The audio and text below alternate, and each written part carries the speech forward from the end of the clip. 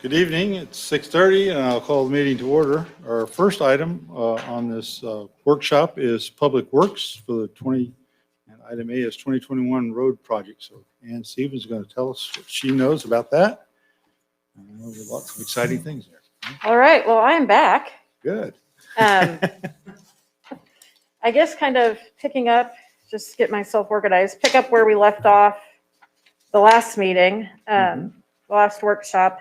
If you recall, we were not only discussing roads, but we were also discussing the sewer system, the water system, the storm system, the parks, and the roads. So just kind of trying to get it all hit at once.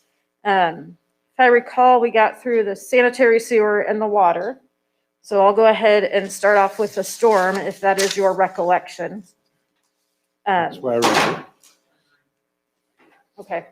So the storm sewer 2020 accomplishments, we regraded approximately 1,800 feet of ditch and hydroseeded that same ditch following the water line construction in Aurora Park. We removed cattails and regraded 2 tributary crossings. We cleaned 125 stormwater inlets, and we completed 4 sets of mandatory stormwater testing, which includes the collection of water samples as well as the estimate of flow rates at 2 different locations at the city. And this is mandated by KDH&E, so we have been doing it. There's no mandates for water quality.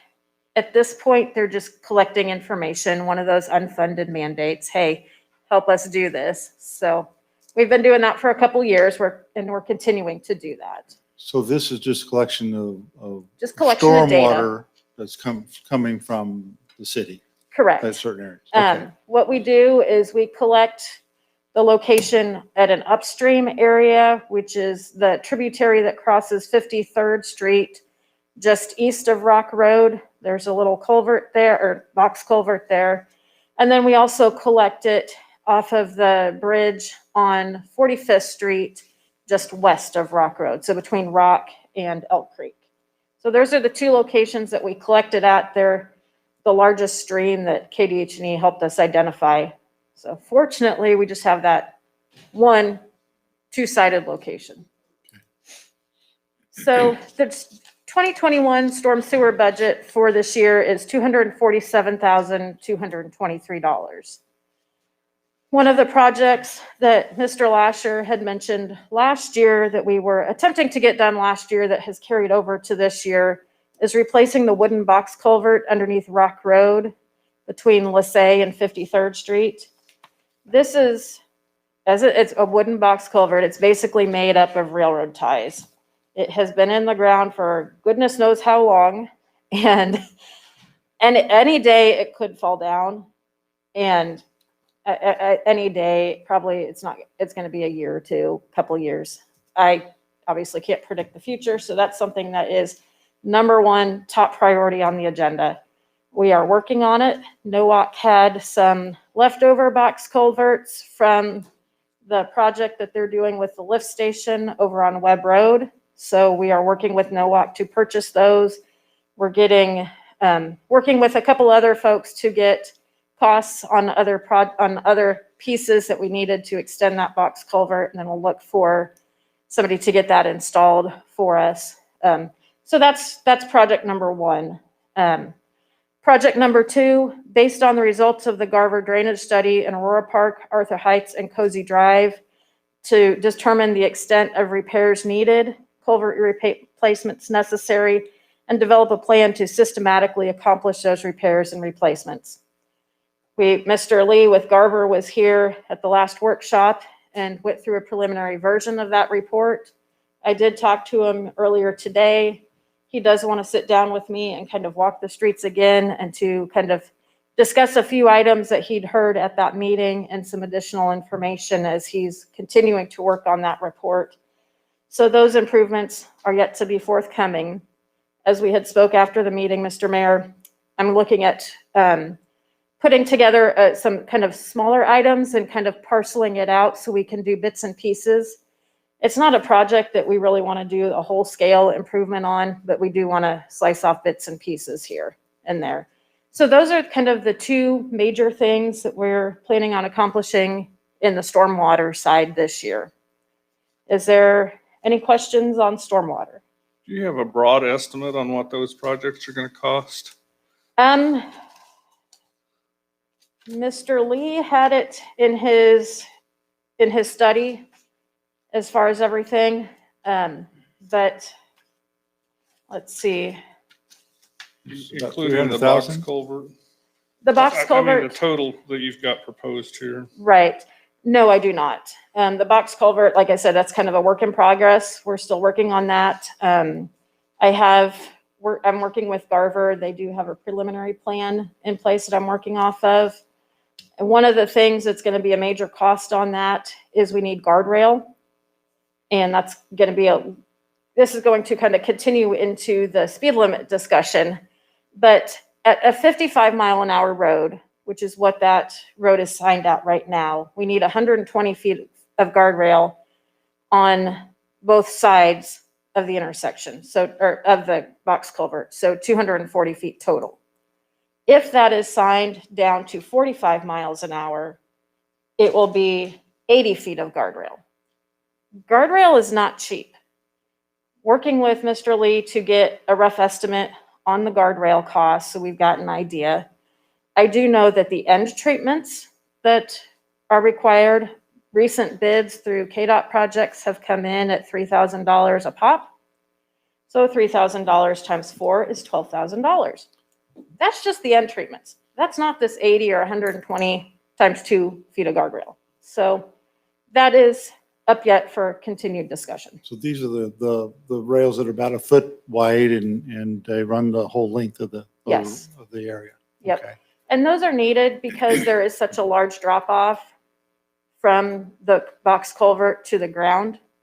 And I don't believe that there is any there right now, but there probably should be. And that's something that we will be taking care of when putting this new box culvert in.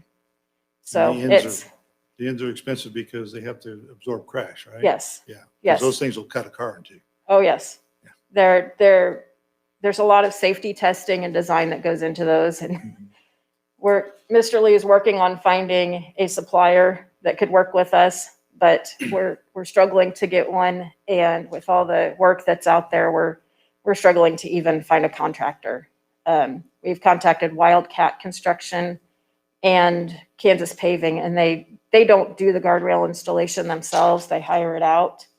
So we're Ken is trying to run down those avenues to figure out where we can go from here to get this accomplished. So there will be future updates coming on that project as we get further down the road.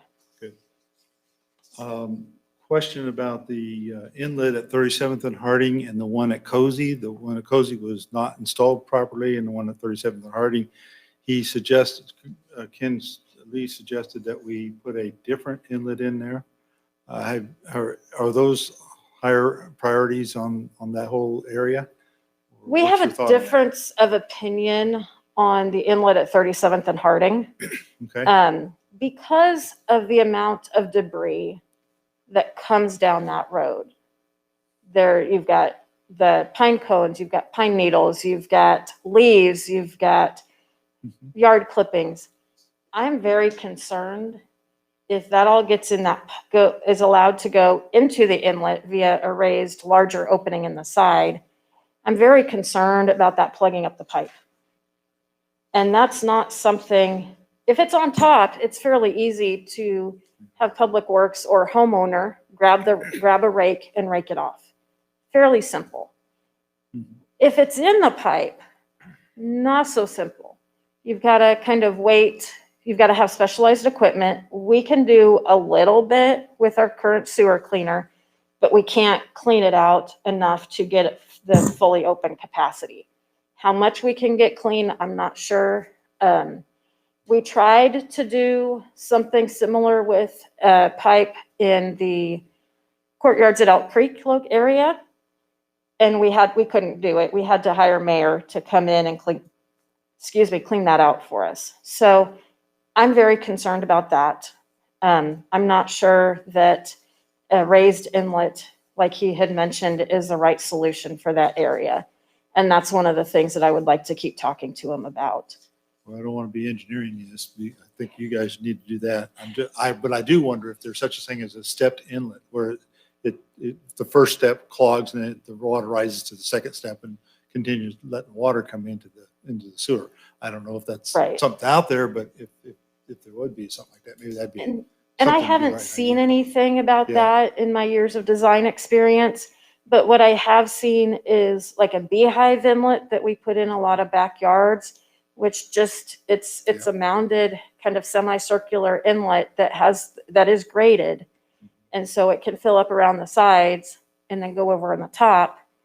And that may be a possibility. Like I said, I'll continue to work with Mr. Lee and Garver and see if we can come up with something. I'm just a little hesitant, especially in that location, Yeah. to put in that wide opening because of just the amount of debris that comes down from that neighborhood. Right. For some reason, I thought he'd proposed that just kind of rounded beehive type, but I'm probably not remembering that correctly. I thought he said something about a field inlet or something like that. But I don't know what those different terms mean because I'm not an expert. So, yeah, from my recollection, what he was proposing is basically you take that concrete inlet top and you put it up on stilts. And so you've got 4 kind of rectangular openings, one on each side, that is just open and allows the water to No go filter. through, the water and debris. And that's where I'm concerned. Okay. Well, I appreciate that concern. That's good. Okay. All right, so is there any other questions on the storm sewer? All right, moving on to parks. The city received a $19,000 grant from Waste Tire Grant Program administered by KDH&E to replace the worn-out safety surfacing in Bel Aire Park. The safety surfacing was replaced. Eagle Lake Park had several sidewalk panels replaced. A new park bench donated by the Senior Club was purchased and installed in Bel Aire Park. Bel Aire earned the designation of Tree City USA for the 24th consecutive year. 13 trees were planted. 327 city-owned trees were pruned. The berms in the Bel Aire Central Park roundabouts were re-landscaped with mulch and decorative rocks. Public Works staff constructed 2 LED programmable holiday trees and installed them at City Hall for the duration of the winter season. We did get numerous compliments and had requests from several other cities. How did you do this? Can you teach me how you did that? So that was a pretty big win for us, a pretty big pat on the back. 20 new street banners were installed. The brush drop-off site was expanded with a new exit road and exit entrance gates and directional signage, which allowed us to accept more vehicles and improve vehicle flow throughout the site to improve safety. Now that site's gone, we'll be talking about it later. The 2021 Parks equipment budget is $2,500 and public grounds improvement is $10,000. In 2021, the proposed activities, some of these you'll note are already completed. To install a drainage system in Bel Aire Park in the sand play area, this has been completed. Install new tennis nets nets in the tennis court and the volleyball court in Bel Aire Park. That has also been completed. We are working in conjunction with the Recreation Center to replace the chain link fence around the playground. We're continuing to maintain the existing playground equipment and repair and replace as needed. Continuing to maintain the sidewalks within the city park facilities. And we will be planting additional trees for Arbor Day and along Central Park Avenue on the south side of City Hall. So there's no real specific items that we're planning on doing this year. We were hoping to get another waste tire grant, but that deadline was missed for this year. So we will be looking into it for next year. What were you planning on doing with that grant if you got it? There's another safety surfacing location that needs repair. I want to say it's Brookhauser Park, but please don't quote me. It's been a minute since I've talked with Dave about that and exactly where he was planning on it. And have you looked at upgrading the walking paths over at the rec center area? I think most of those are kind of like chipped wood right now, and they don't hold up real well when it's wet. Thank you. Well, definitely make a note of that. And we have not looked at that, but we will. So a couple of years ago, we talked about fixing the tennis court in Bel Aire Park. Did that get done, the cement work on it? It did not. Okay. There was a lot of kind of back and forth as to what needed to get done. Mhm. And in the end, the support just wasn't quite there for the amount of money that it would cost. And I believe, Ty, do you recall any different? We applied for a grant that was going to come into play there, and I don't know if that's still a thing that we're continuing to apply for some special Yeah, there was tennis court surfacing. Yeah, and we couldn't, it required a lot, the grant, a lot of it was volunteers, and they required, like, it had to be done over a 2-day, 3-day period, and you had to have like 40 volunteers, You and had 30 days to do it. yeah, and it was just so much that we couldn't get it done. And I think the other thought is that really, once Woodlawn gets done, that frontage road is going to be gone and stuff, and so I think our thought was, for Bel Aire Park to wait and see how that all turns out, and there may be some updates and upgrades we do after that is gone. And then the other piece of it is the tennis court. You can use a tennis courts or pickleball, and we get a lot of questions about pickleball courts.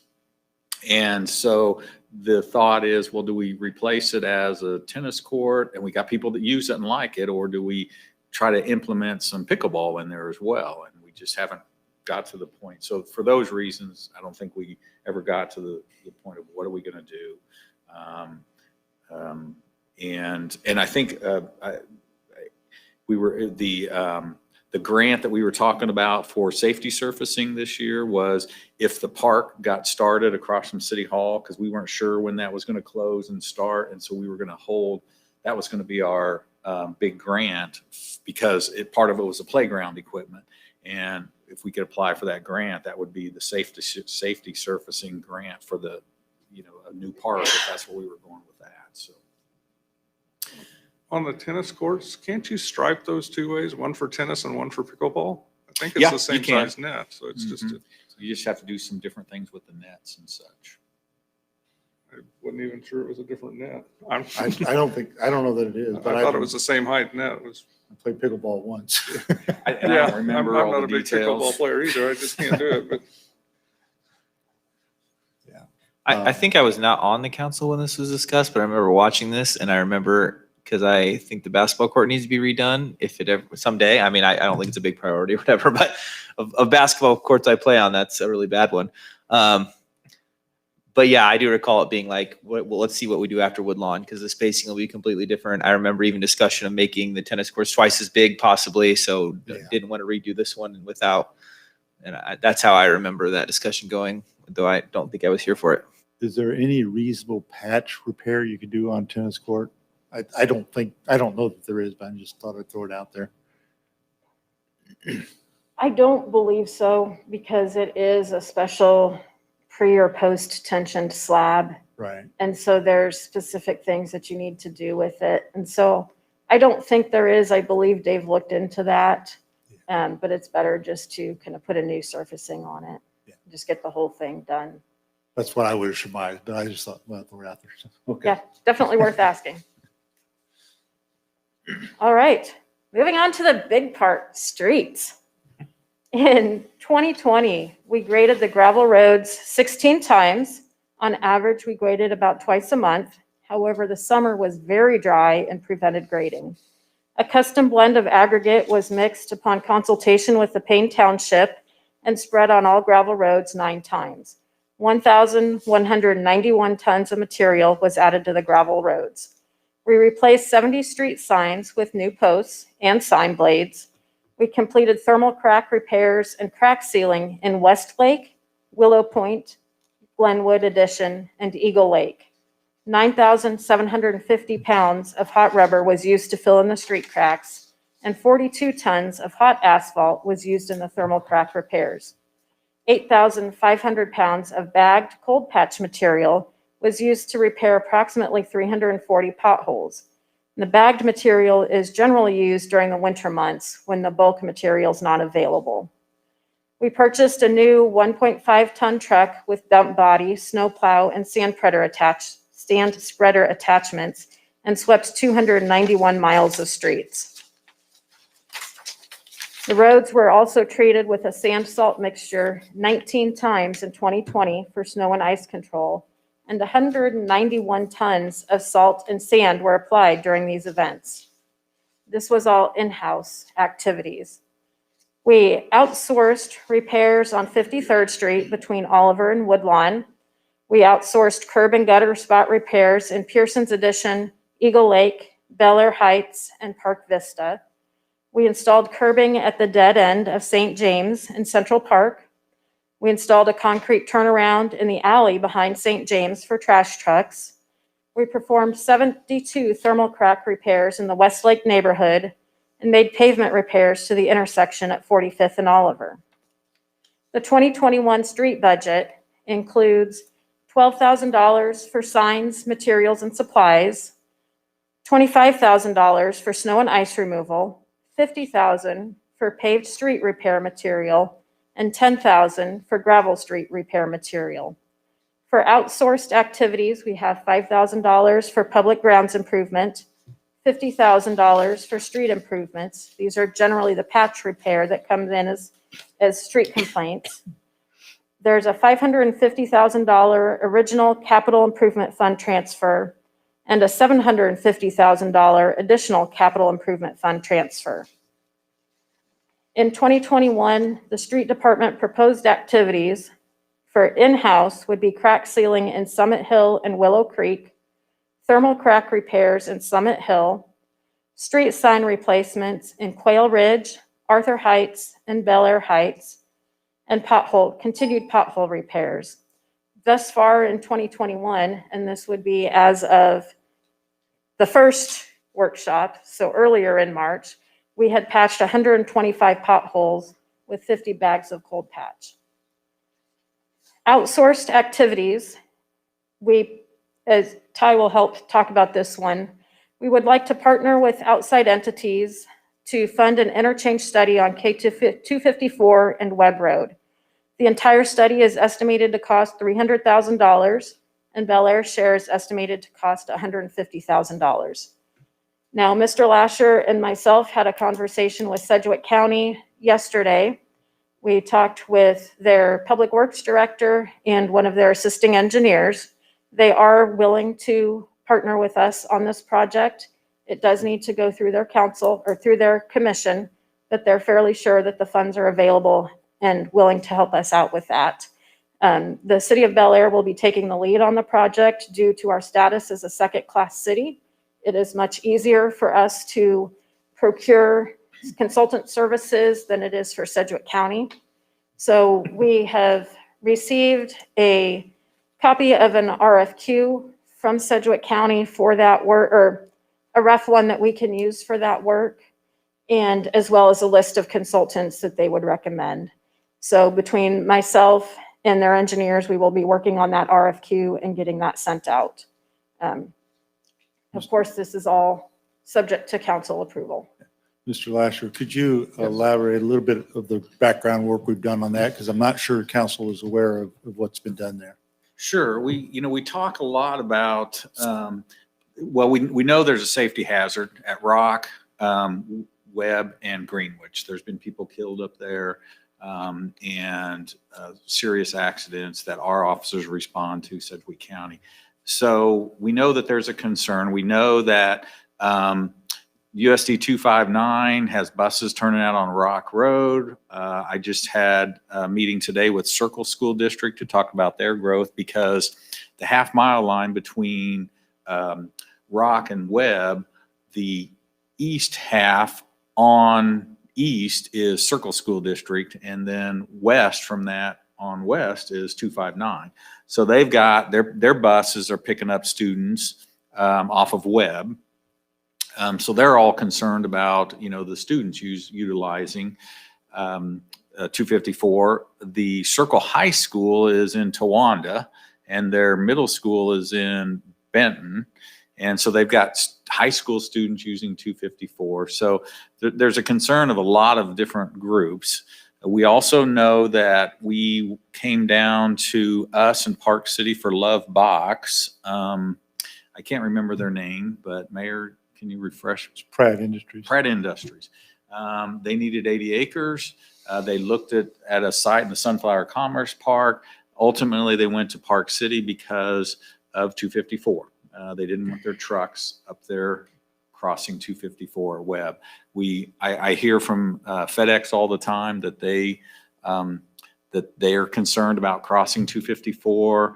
I heard that Evergy located a new facility at Webb Industrial Park, which is south of Sunflower Commerce Park, and they told their drivers, don't go to 254. So we know there's an issue, safety for economic development.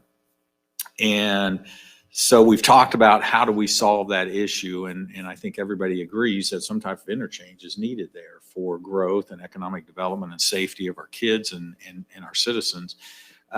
So the mayor and I, probably a month or two, that's probably been a couple months now, met with KDOT and said, how do we get something like that on your radar? Because, you know, they do 10-year plans. And so they're planning now what they're going to be doing in 5 and 10 years.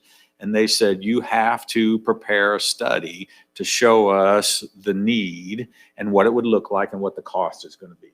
And they recognize their support. We have support from Wichita, Sedgwick County, 254 Association. There's a lot of organizations here supporting that, but we can't get on their list unless this study is done.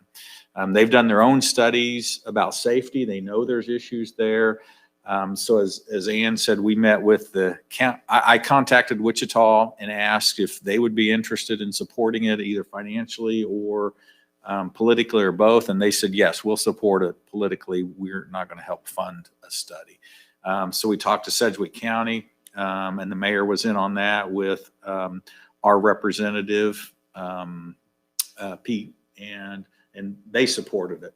So we met with the county engineer yesterday, and they said that they understand, they're happy to pay for half the cost and assist us because they have an engineering staff to assist us with getting that study going. And we've already talked to Trans Systems, just as they do this kind of thing. There's other engineers we'll look at, but we talked to them to find out what is this thing even going to cost, and how involved is it, things like that. And there's a whole process. They thought $200,000 to $300,000 range. So that's where Ann is recommending $150,000 be set aside for that. And then as part of that process, then we'll select an engineering company, and then they'll actually bring in stakeholders and things. And they're going to look at Webb, Greenwich, and Rock, because if an interchange goes in, if it goes in at Webb, what happens at Rock and Greenwich? Maybe they become right turns only, or maybe they're closed, things like that. So really where we're at is if we know that there's a need, if we want to really push the KDOT to do this, because they'll end up paying for it, but we've got to get it on their list, and this is the only way we can get it on their list. So what does the output look like from this type of study?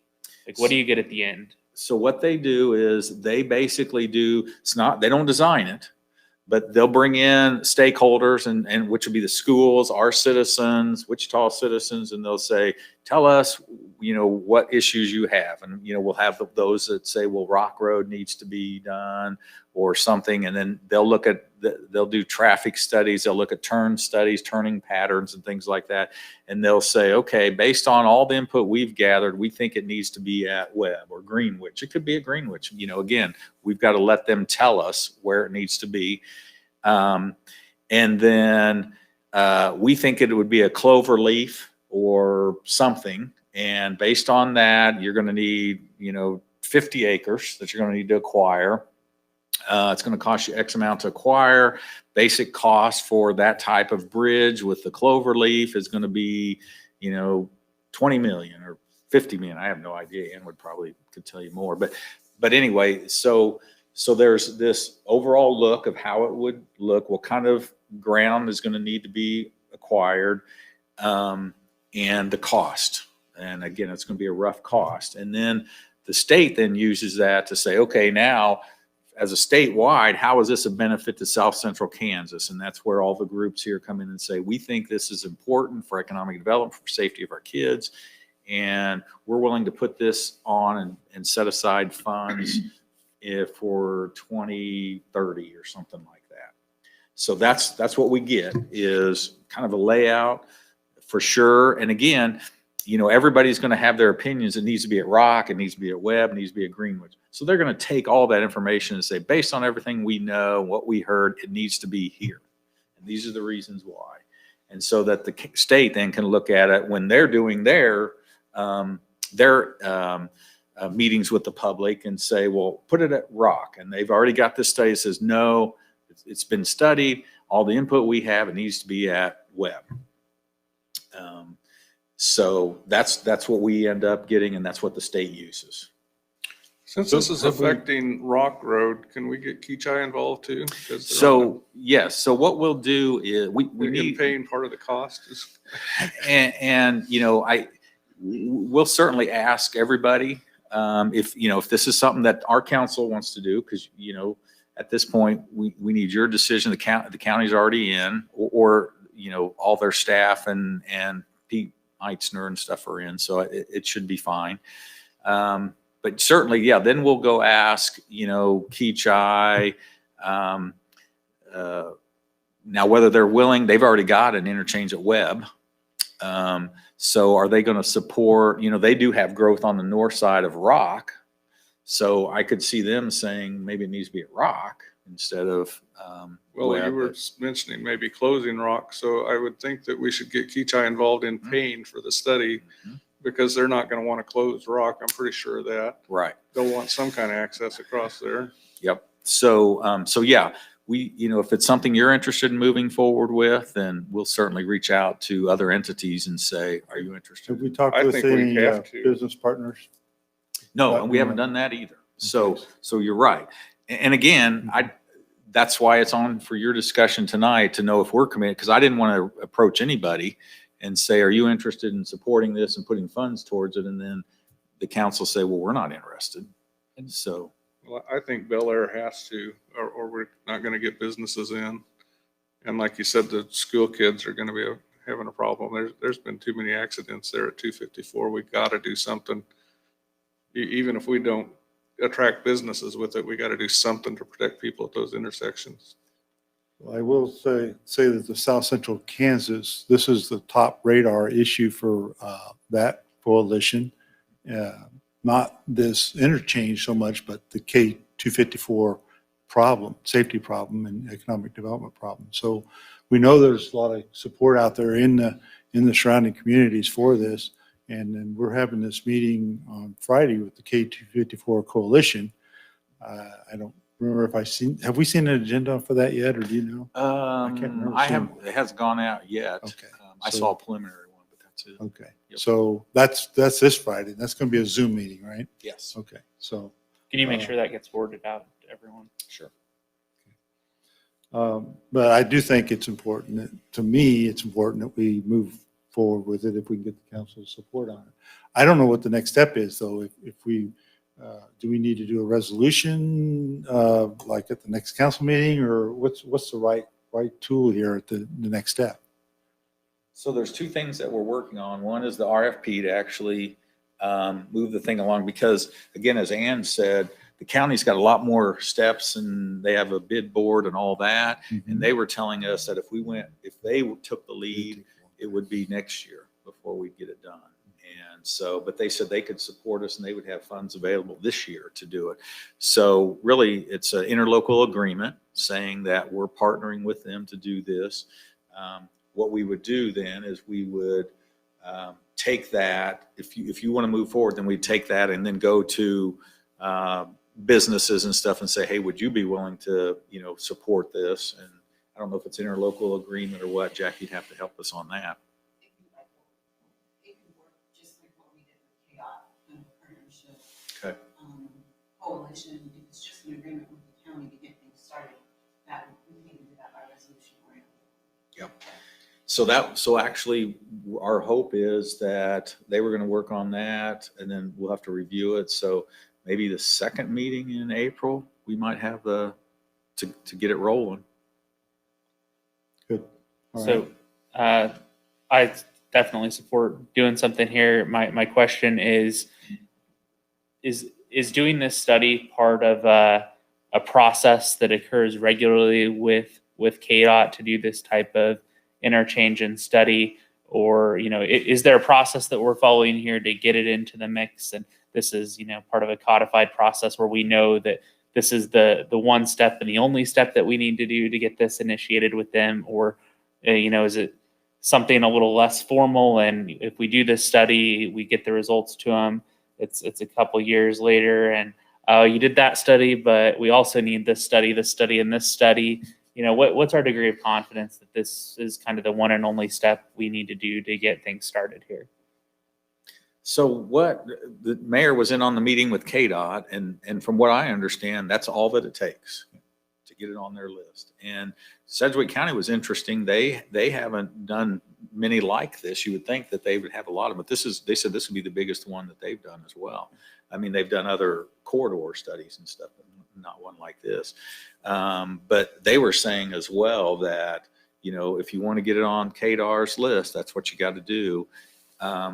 Now, So is that part of like a process that's written down somewhere, or do we need to like have an agreement with them that, hey, we're going to go do this, and then we expect it to be on your list for consideration? Or like, how does that work? so then it gets political. So to get it on their list, you have to get, but you remember me saying how we have all the support. Right. And that's the other piece of it is, so as the mayor said, there's a South Central Coalition through the Wichita Chamber. It's on their list as a top priority. And it's on, we'll get the 254 Corridor Association. So we have to get this so that KDOT says, okay, your research says you need an interchange here, and we support that. Now, how do we get the legislature to fund it? And that's where it comes back to. Then the political side is they are hearing from everybody in South Central Kansas that this needs to be done in the next 10 years. So KDOT can't decide to go do this. They need support from the legislator to go do this. And KDOT is recommending, hey, if you want support from the legislator to go do this, you need to prepare this study. Yep. Okay. So that they know what they tell the legislatures that, all the research says this needs to be done. We as staff, because they supported it. They understand that the safety aspects and the deaths and stuff. And then when they put together their long range transportation plan, which they're updating those, is it every 5 years now they're doing that? They were doing it every 10 years. And I think they're doing it every 5 now. But anyway, there's a whole process of that to get on the list and get it funded. And that's where we have to have all the support from everybody pushing the legislature to fund it. So a possible outcome, or maybe even a likely outcome, is that we spend $150,000 on the study and nothing happens with any of those intersections, because the people that have asked us for the study aren't the decision makers as to whether they can go do something or not, right? Yep. That is within the realm of possibilities, yes. Yep. Okay, Or it could be 20 years down the road. right. That it actually happens. I just think it's important that we're all clear on that. Yeah. That's- Kind of a that's good. gamble. Yeah. It's a little bit of a gamble here. You're absolutely right. But I think that the interest in it. There's a lot of support. In the areas, there's a lot of support. Yeah. And I don't know if you heard, but our new administration is talking about a $3 trillion infrastructure proposal. Don't know if that'll ever happen and if we can get any funding out of that for this kind of a project. But if that does come to fruition, maybe there's some opportunity there. I don't know. We'll see. It sounds like without doing this, we have a 0% chance of Yep. getting this done. And so I would not like to continue to have a 0% chance. And I recognize there is some risk here, but this is going to someday it's going to get done in 5 years or 50 years. We don't know which one, but without the study, it will be never. So I think I understand the importance of it. Obviously, there's more details to work out, more people to talk to, and I realize we're not voting on this right now, but in general, I'm certainly interested in going forward with it.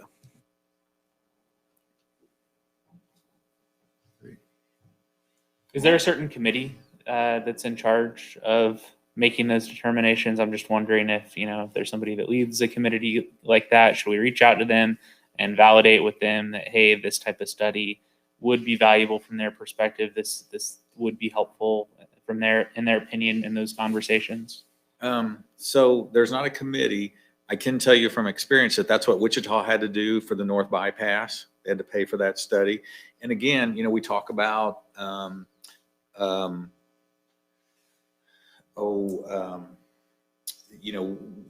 unknown futures. Well, that Wichita's been, they threw in $1 million to help get it going and stuff. So again, Yep. we talk about it. It could get on the list and it could be funded. And then in 10 years, they could come back, the county or the state can come back and say, hey, we really want to do this. Can you kick in some money? Or the county kick in some money or something. So, again, we just don't know the future. Those are the type of things out there. As far as for this project, Ann was talking about, we'll probably put a committee together, just like what we did for Woodlawn, because at this point, it's going to be this city council that will make that decision on what engineering firm would be selected. So do interviews and stuff. And then with the city taking the lead, then the county would just accept whoever the city chose. And then the engineering company then puts together a committee of stakeholders, which would be the schools and things like that, to help guide, the location and what it would look like and the need and stuff like that. But I think where you were going was, is there a committee that tells us, these are the things you need to do? Yeah, a committee from a legislative committee perspective, where is there, somebody that we should be reaching out to there? And there isn't, other than like the, I'm sure there's a transportation committee and things like that. We do know legislatures that fit on it. Carolyn McGinn's a very big supporter of Bel Aire. And the other key piece is going to be the engineering company, because we know that's why we reached out with Trans Systems. They are very attuned to KDOT and what their needs, what they're looking for, what gets projects approved and things like that. So I think when we get to the selection of the engineering, that's going to be key. We always want to look at money, but we also need to look at their relationships with legislatures and KDOT to get those things funded properly. Because, with any grant, there's always key words and key phrases. And so, again, this study needs to have that stuff in there. And I think the price that we're looking at here is probably a not to exceed, because I think the estimates were a little bit lower than this, but we're putting this number in there because we know that stuff isn't always accounted for in these estimates. Right. Okay. Okay. Very good. I think, are we ready to go on? One, I want to backtrack just a slight bit. Certainly. Okay. And it's a little bit of a trivia, but I think you got a developing pothole at 45th and Woodlawn on the northeast corner. It probably should be patched before somebody gets a tire dropped off in there.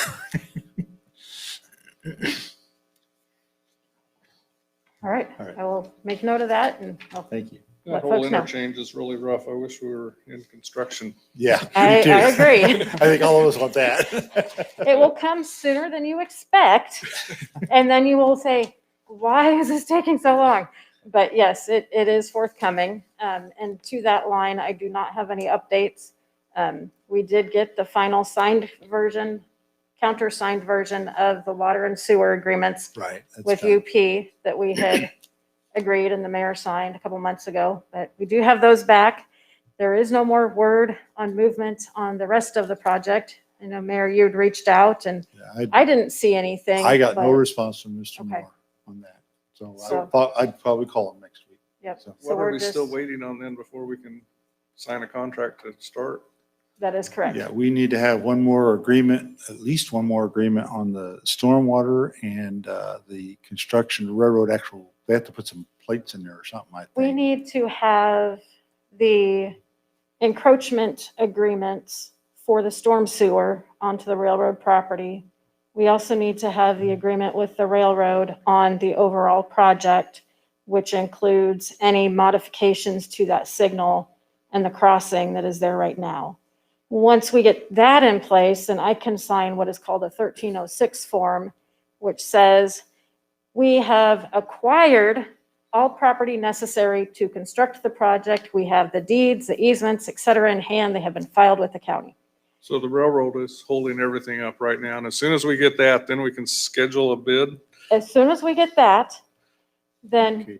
KDOT needs about 3.5 months before they can send the bids out to contractors. Three and a I half thought we were gonna months? try and Yes. bid It it was in only like a April. month. Because they have to go through their whole PS&E plan specifications and estimate process again, because things have changed. Oh, man. And so once we get that done, they can schedule Wow. the bid letting, and then we're about a month out from the bid letting where contractors bring in their bids saying, hey, I'm gonna bid $10, I'm gonna bid $20, and we see who gets the project, So we're And then looking it's- at a Fall. start date of October at the earliest. more than likely. More than Maybe we likely. should do something to Woodlawn and 45th.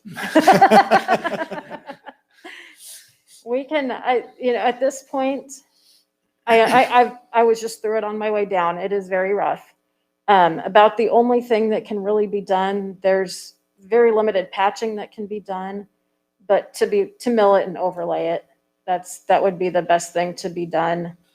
And then you're closing it for a week or so, kind of Yeah. similar to what happened over at 45th and Rock. And at this point, UP's being non-responsive to us. Mr. Mayor reached out. They told us in January, this is probably about a 3 or 4 month project. So it's not so much non-responsive as that their process hasn't come to this point. And my thinking on it was I would just reach out to them after a 2-month period and say, hey, what's happening? And I haven't heard back from them. So to be fair about it, I would say it wouldn't be fair to say they're being non-responsive, but So there's Within their nothing we time. can do that's not gonna shut that down for weeks as a temporary. You can't just go fill in some, Not really. make it a little more level. Okay, I'm gonna have to quit going through that intersection. It's rough. I understand. Really bad, yeah. It's just, it's very similar to the intersection at 45th and Rock. That I- was extremely rough too. My traction control light comes on as I drive across it. I didn't think 45th and Rock was that bad before it got replaced. it was getting it It was was- rough, but I it didn't was think really it was that bad. I mean, that kills my back to go through 45th and Woodlawn. It's very painful to me So- personally. At what point in the project will that intersection get replaced? I don't know. Okay, because Um, if it's gonna be like that for, I know it's a long project, so the lifetime of the current intersection may be in the years. The project from start shoveling in the ground to usability of the roadway, full usability of the roadway is about a year. Does So that change with the new start time being in the fall? Because I know that it's start time- it's still going to be about a year because they Okay. can do pipe work and side work during the winter season. If we get another cold snap, I hope not, but if we get another 2-week cold snap, that just shuts everybody down because you can't dig in frozen dirt. But barring that, you can dig pipes just about any weather. Okay. So it should be about a year. So if we spent money rehabbing the intersection, how long would that intersection stay there before it got torn up? I can't answer that. I haven't looked at the proposed schedule recently. I don't know. My best guess would be, it would be probably towards 2 to 3 months into the project, maybe further before they started working on that intersection, because they have all the pipe work that they need to do in advance of that. But I won't really know. Even looking at the construction schedule that they have set out at this point, the contractor may come in and say, I've got a better idea. I can do this quicker, or I'd rather do it this way. Yeah, I'm that can just wondering happen. if we spent money and we got a year out of it, if it would be worth it. Yeah, and there's not gonna be any guarantee about that. KDOT could change that schedule or the contractor could change that schedule because this will be a KDOT managed project. Yeah. Well, we know we'd get 6 months if we did it today, so. Correct. Correct. And actually, the discussion on Woodlawn leads very well into my second point, of outsourced activities, which would be the project scoping and engineering design for the 45th Street reconstruction from Woodlawn to Oliver. We all know how much fun we've had with the Woodlawn project. Having the 45th Street between Woodlawn and Oliver is the next project on our list. It is already included in the WAMPO overall funding list. It has not been in the specific 3 or 4 year programming list for funding, but it is up there. If this, I've got just a project scoping, but I don't have engineering design. The project scoping would be kind of similar to what we had talked about with K254 and Webb, but a little bit more detailed. It would tell us exactly what we need, kind of give us an idea of the layout. And it's very beginnings of preliminary design. We can go more in depth with that scoping, but this is a process that Wichita has begun using on a lot of their arterial projects just to help projects move along easier and quicker. It identifies problems you need to look at and helps projects just get that. It gets the buy-in with the public. You have a pretty picture at the end saying this is what your street's going to look like once we get done with it. I'd really like to see us look into the scoping and maybe even the design of 45th Street so we can be ready to say, oh, the feds just gave WAMPO $2 million to play with. We're ready. We're shovel ready. We just have to bid it. So I'd really like to see us in that area. So at the end of the year, as Mr. Mayor knows, there's always funds available at WAMPO to the tune of you never know quite how much. I'd really love for us to be available, ready to go and say, hey, we're ready, instead of having to push us back. So I'm throwing out a lot of ideas that I want to put in your minds that to discuss. We don't have enough funding to do all of them, but need to start discussing them and kind of start bringing some towards the top. Did you throw in any dollars in there on the on the 45th, the dollar amount that we put into the WAMPO transportation plan application was a budget cost of $669,000 for refinement studies, design, and right-of-way acquisition and utility location.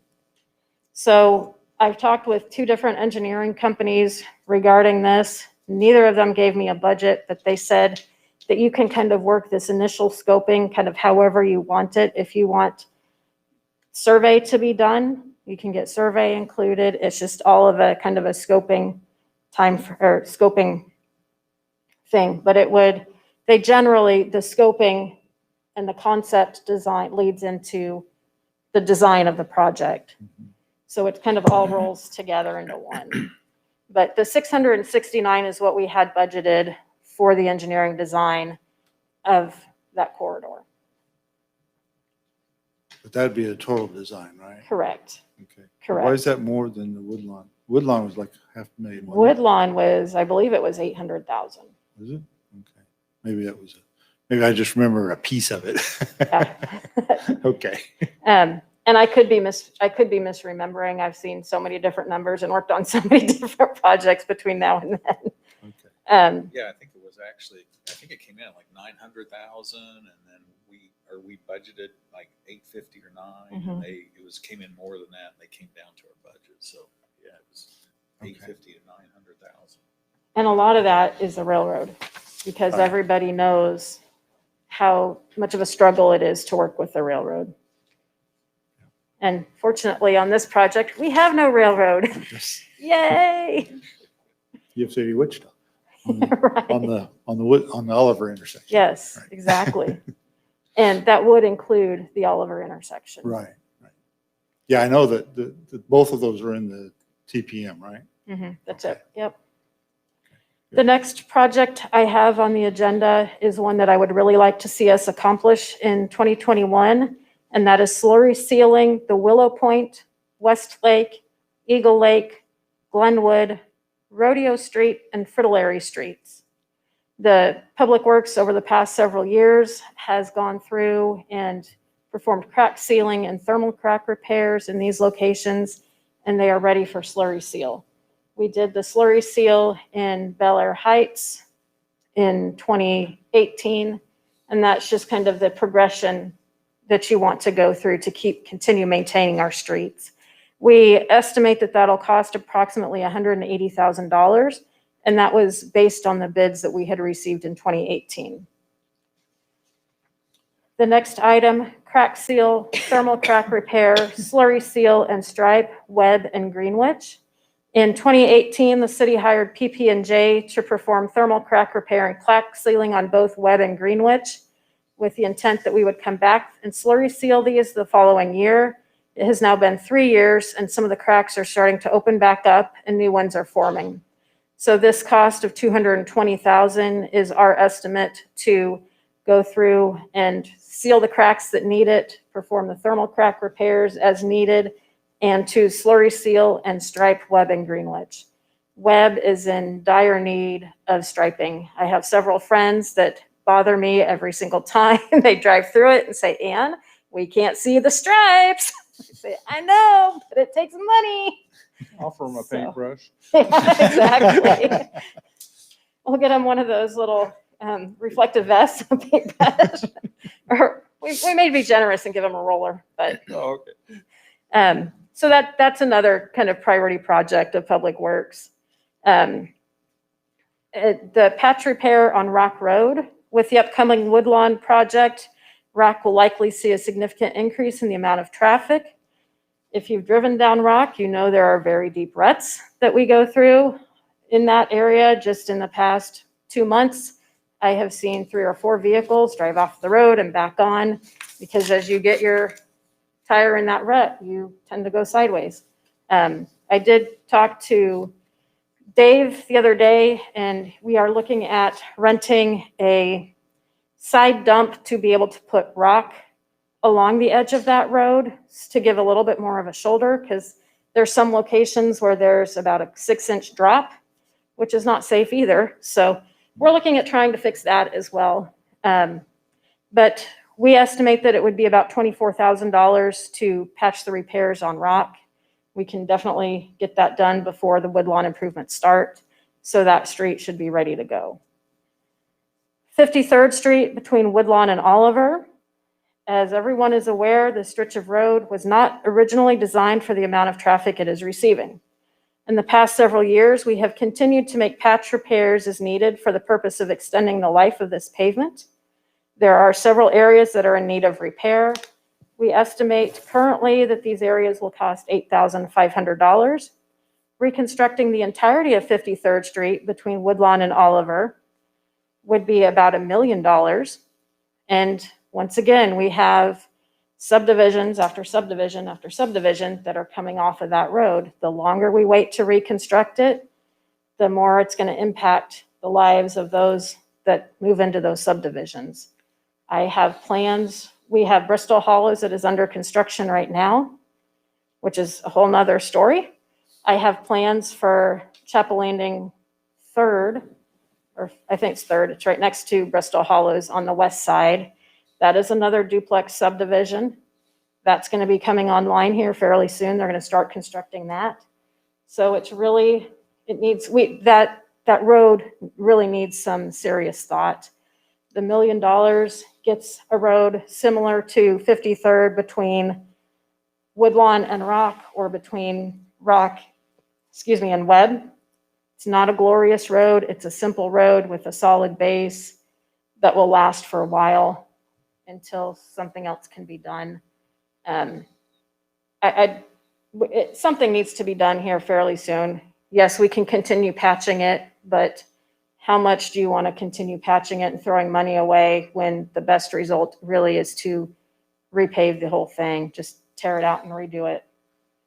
So What are your thoughts on doing kind of, it sounds like there's 3 options. There's the short term, continue to patch it, $8,500. There's a medium term of replace with a new street, but not maybe like the right kind of new street at $1 million. Or it sounds like there's a third option of replace with the right kind of street that's a lot more expensive.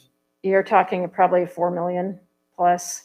It's going to be similar. It would probably be a 30-lane curb and gutter with sidewalks on both sides and storm sewer. And in my opinion, we're not ready for that yet until we get those, until Oliver and Woodlawn those are more priority streets to get that curb and gutter than this section is. So the $1 million option would be my encouragement. It's all really comes down to a function of council, what do you want to spend your money on? Does the $1 million option give you some shoulders? Because those are deep ditches along there. No, Still no shoulders. I No. don't like that. I wish we had something. I don't like 53rd here, East of Rock. It's it's very steep. I it's very understand. steep.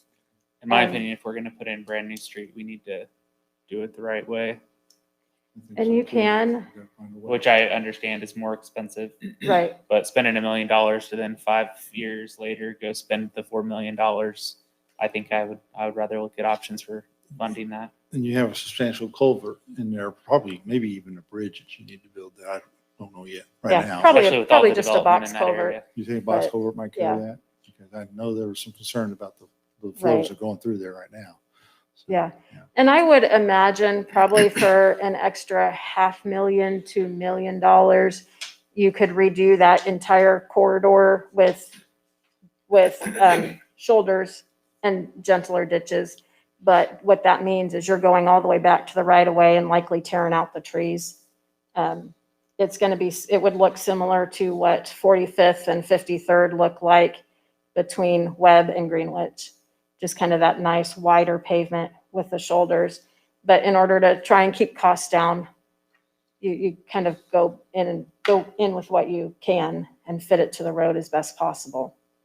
I kind of agree. We ought to put it off and accumulate some money to do it right. Sure. And that's a fair option. I will just mention Or- it.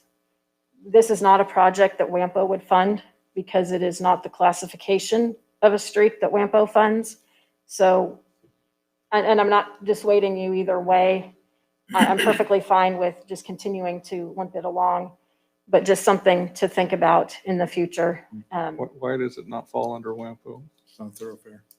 Because it's not an arterial street. It's not a major Once we get more arterial. houses on it, it still wouldn't be arterial? There- When does it become arterial? I don't have that answer, but they do have a functional street classification map, and it is not listed as a type of street that they will fund. Separate question, I think I know the answer to, but is Keachai responsible for any costs on that street? Because they do butt right up to it. It is 100%, the right of way is 100% owned by Bel Aire. It is something that we could approach Keachai on, but they do not have any legal obligation to assist us, And they're probably less able to pay for it than we are, but that doesn't mean they shouldn't help. right? It's kind of like on Woodlawn where Wichita owns a quarter of that, or on the right of way side, Right. but last I heard, they are not participating in the cost of the project. There's a lot of development in the area, right? And so there's going to be a lot of new houses with a lot of new revenue coming in from those property taxes. And so it would be interesting to have maybe Ted help us with some even financing options on that. Would it make sense, given the numbers to, bond that road and have it done right, knowing that those property taxes may fund that over the next 20 years. Well, we need to look to it that one of the things Ann brought up was the accessibility if we did tear up that road. But I think like Iron Gate, you can drive way back in there. So we could tear up maybe half a mile of 53rd without affecting anybody, except a couple of people that live on the north. Bristol Hollows has only access off of 53rd. Chapel Landing 3rd, only access off of 53rd. And those are both probably 50 to 100 lot duplex additions. So it can be done. There's just an added cost. Crystal Hall's back on yet, or are they still in research? We were supposed to receive a geotechnical report from Terracon this afternoon. I have not seen it. Once we get that, then we're waiting for a final design from Caw Valley Engineering, and then we're waiting on a change order from Don Langer. Okay. So I would say we're still probably about 2 weeks from hopefully getting back. Okay. Good. Thanks. So 53rd Street, my understanding consensus is let's go ahead and continue repairing it as needed and Patch hold as off. needed, yes. Okay. Yep. Is this going to be at the concrete underlay? Yes, Okay. yes, because The we, base, I mean. that's, not yes. underlay. If we That's keep the going only there, thing we're that gonna we've have found that concrete works. under the whole thing. That's right. Before we know it. Well, We're and gonna I- give it right pieces. I say this jokingly, but I told Dave when I first came here and we were talking about 53rd, I said, let's get colored concrete. Let's do a patch of pink over here, a patch of purple over here, red over there, blue over there. We'll have a quilted road before we're all done. You know, we could advertise Bel Aire. It's the city of the quilted road. But, You could sell sponsorships. Yeah, there you go. you know, put your company logo on this patch of concrete. No, nobody, they just thought I was joking. You're making it happen. Exactly. Okay, Okay. moving on. More than one way to skin a cat. Exactly. Or, man. All right, thermal crack repair on Oliver from 37th to 53rd. Similar to Rock Road, once the Woodlawn reconstruction project begins, Oliver will see a significant increase in traffic. Oliver has numerous thermal crack repairs that have widened over the years and need attention. We have some that are 2 inches wide. We have some that are 3+ inches wide. Mr. Elsoff, I know one of his first years on council said, "Ann, come here, look at this." And unfortunately, it's an area that we don't have our city staff do because of the safety concerns. So this is an area that I would really like to see done prior to Woodlawn.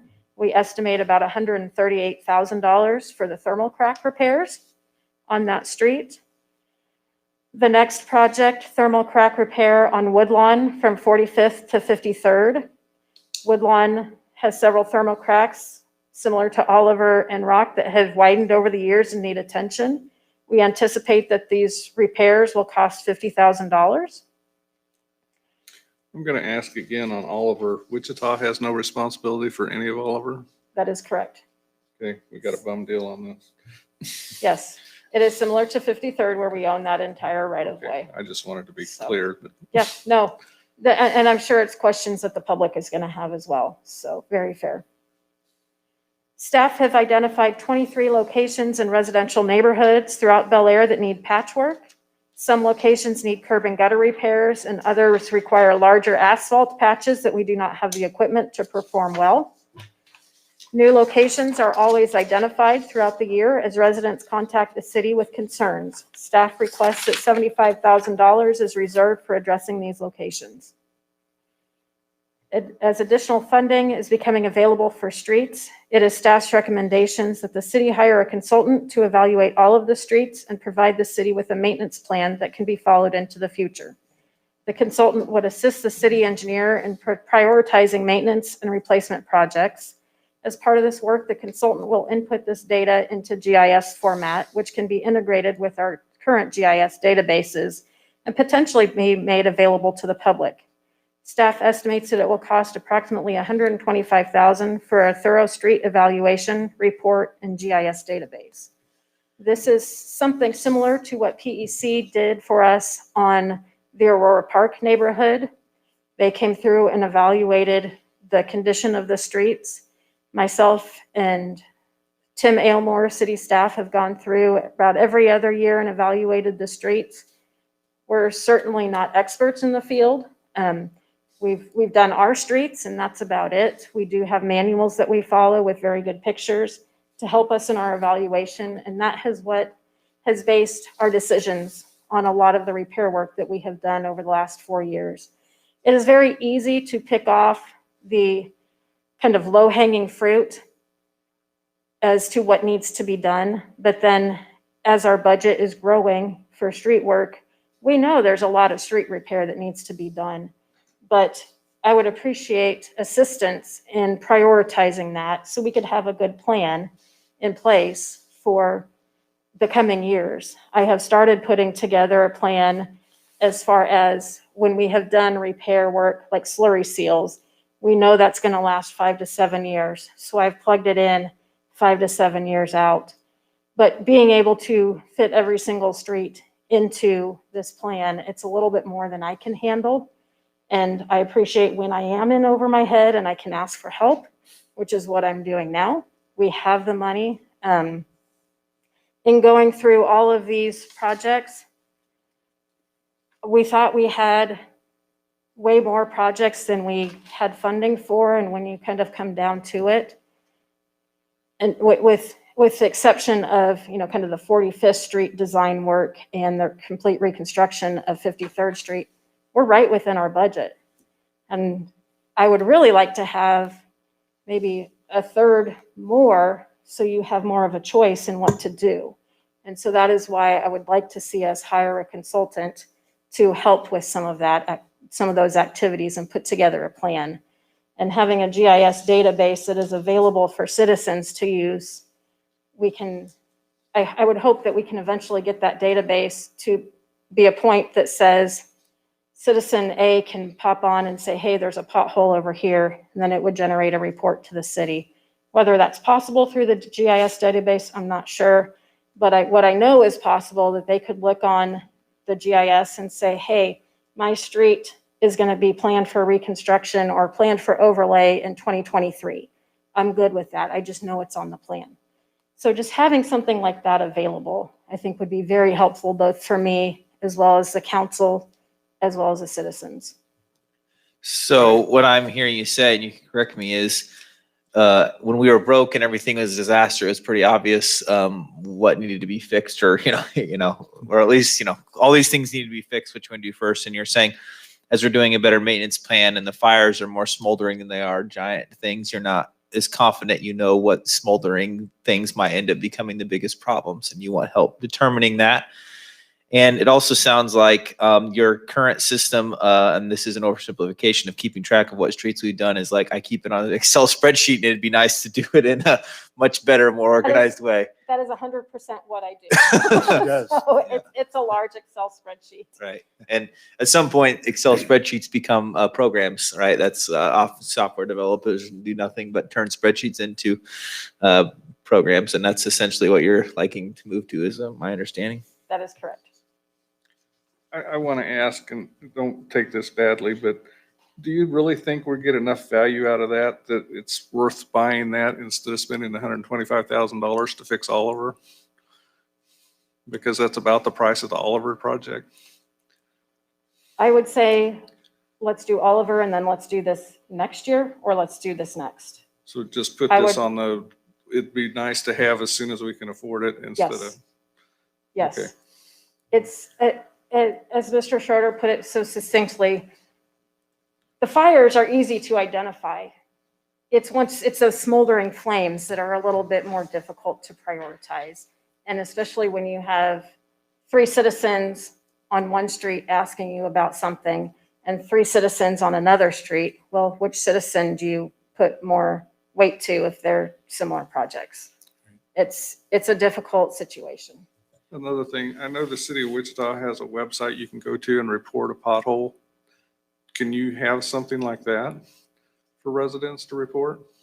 I'm not sure if the GIS program would be able to do that. I but we could- reported one in Wichita that was north of the Rockwell Library.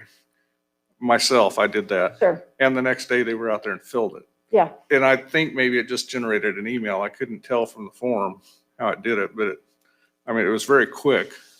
And I did a similar thing down at Second and the Canal Route. And they were out there and fixed it the next day. yep. And we do have capabilities to put something on our website to just specifically report a pothole and address or location.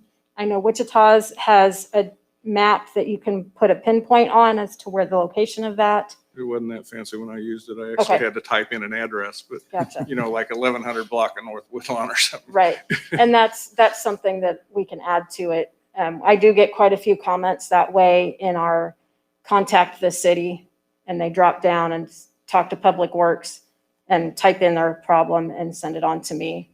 It's not as easy to find, but but we can certainly look at adding, kind of just report pothole. Unfortunately, we just redid our website, didn't we? It's not done. It's a work in process. So Maybe there's there's- maybe there's enhancements to something we make. can do for them. That's an Yeah, enhancement we to could make. report a pothole button.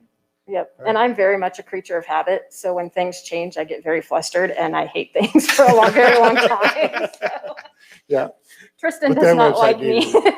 That website needed to be fixed because there were issues. We're expecting citizens to know that they're using approved contractors, but we make it really hard for them to find who the Right. approved contractors are. So I Yeah. like it. We can find it now.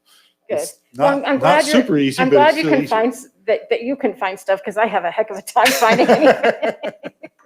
Well, so one of the things that I'm thinking about is we've made progress on some of the smaller projects, and that list is shrinking. That's awesome.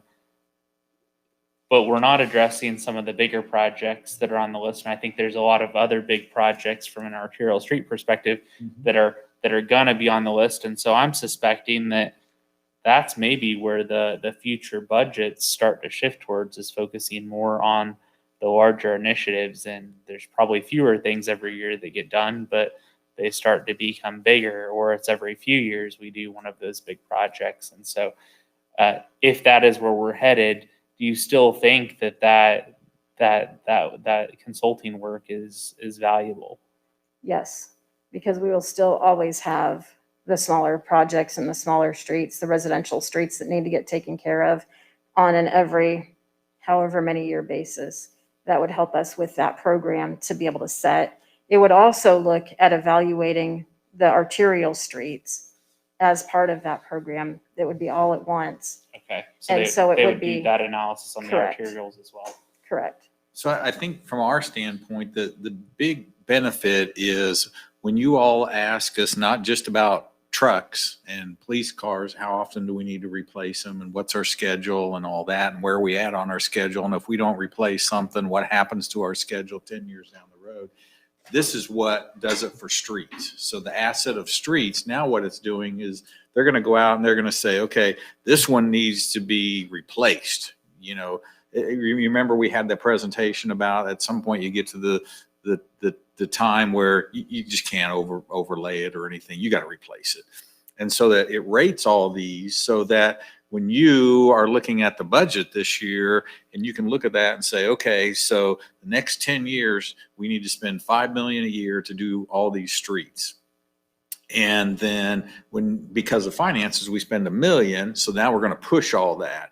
So, and it helps prioritize those, as Councilmember Smith's saying that, okay, this year we're going to do all these projects that are smaller projects. So next year, maybe we can focus on $1 million, $1 million project. And then what does that do for the year after if we do that?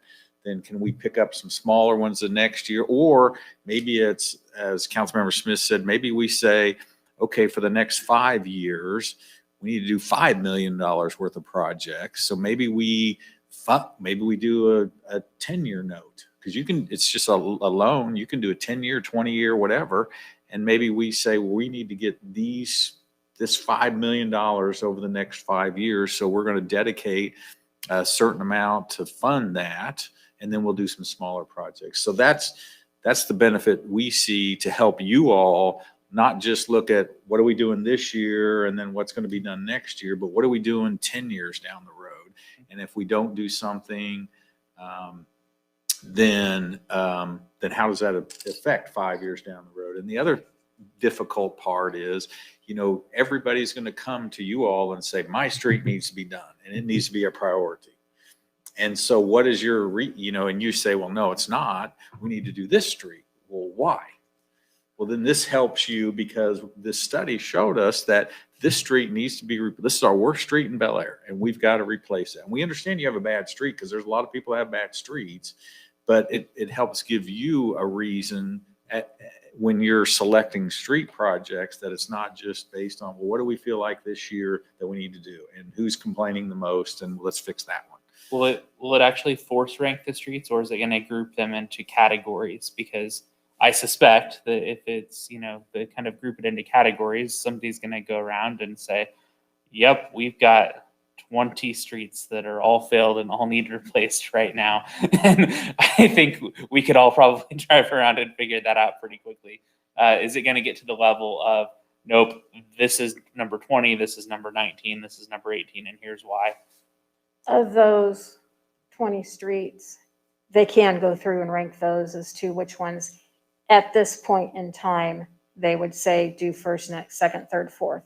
Granted, as the years pass, things Yeah. change. And so it's not as easy to just have a whole scale. This is the one you're going to do every single time. If you don't Right. do it this year, then next year the order may flip. But at least there's a document that you can go to and say, hey, look, citizens, we had these streets evaluated. This was the opinion of the consultant. This is where we're going to go. So it gives sounds you like some then backing. it would be most valuable then right before you're getting ready to make some decisions about where you're going to spend the money. And so I think your recommendation was kind of defer it this year, which maybe makes a lot of sense to me since we've kind of already got all of 2021's money spent. Maybe doing it right before we make these decisions for 2022 would make a lot of sense then. It's certainly possible. It is going to take a period of a couple months for them to do Okay. the ranking process and the whole report. It's best to do it when probably in the fall, when the streets are clear. You don't want to do it in the winter when there's a possibility of snow and ice covering streets because you can't see them as well. But, you know, anytime spring, summer, fall is a good time to do it, just not in the winter. So Okay. it's something that, you know, maybe we defer and we look at towards the end of the year. But it is important to be done at some point. If you do this, is there going to be an annual maintenance behind that, 125,000 that you need to spend every year? Depending on the GIS program, there may be some annual maintenance involved, not necessarily with the consultant, but with just the program itself, keeping it up and going. So there may be some maintenance costs there. And then if we would want to continue this, say in 3 years or 5 years, have another complete reevaluation, it would not be a one and done. It would be a one and maybe every 5 to 10 years. 5 years is generally a good time frame. Another thought I have is, if, it seems like it's my limited understanding of streets is maintaining them is so much cheaper than replacing them, and doing the right maintenance is just super, super key. And you're saying, I'm not super confident on which ones we should be maintaining. Therefore, if this study would help us maintain the correct ones in the correct order, it theoretically could pay for itself. I mean, maybe not, but I mean, it seems like that could be, because at some point fixing the wrong things is a waste of money. And so I'm sort of empathetic, if you will, toward having a good understanding of what we should be prioritizing. Because if you're saying you don't know, then I feel like we need to honor that we need to know, because, we need to have that, fix the right ones in the right order, or it costs us more in the future. Yes, I can tell you what streets need what, but my struggle is prioritizing those streets and, do asphalt overlay before you slurry seal. That's where I struggle. It's easy to come in and say, well, this street is cracked, there's potholes, it's very rough, you can't drive down it without asphalt pieces of the road popping up. Very easy to say, well, that needs to be replaced. It's harder to come back and say, okay, I've got 10 streets all in the same similar condition. What do I do next? And so just developing that plan is going to be very helpful. Do you feel pretty confident in the recommendations that we have for 2021 on the roads that we're looking to slurry seal, that is the right next step for those? Yes. So a couple of months ago, I think the Sedgwick County Association of Cities had Pat Stivers give a presentation. Pat's actually on the council of Mays, but he's also sells road maintenance products.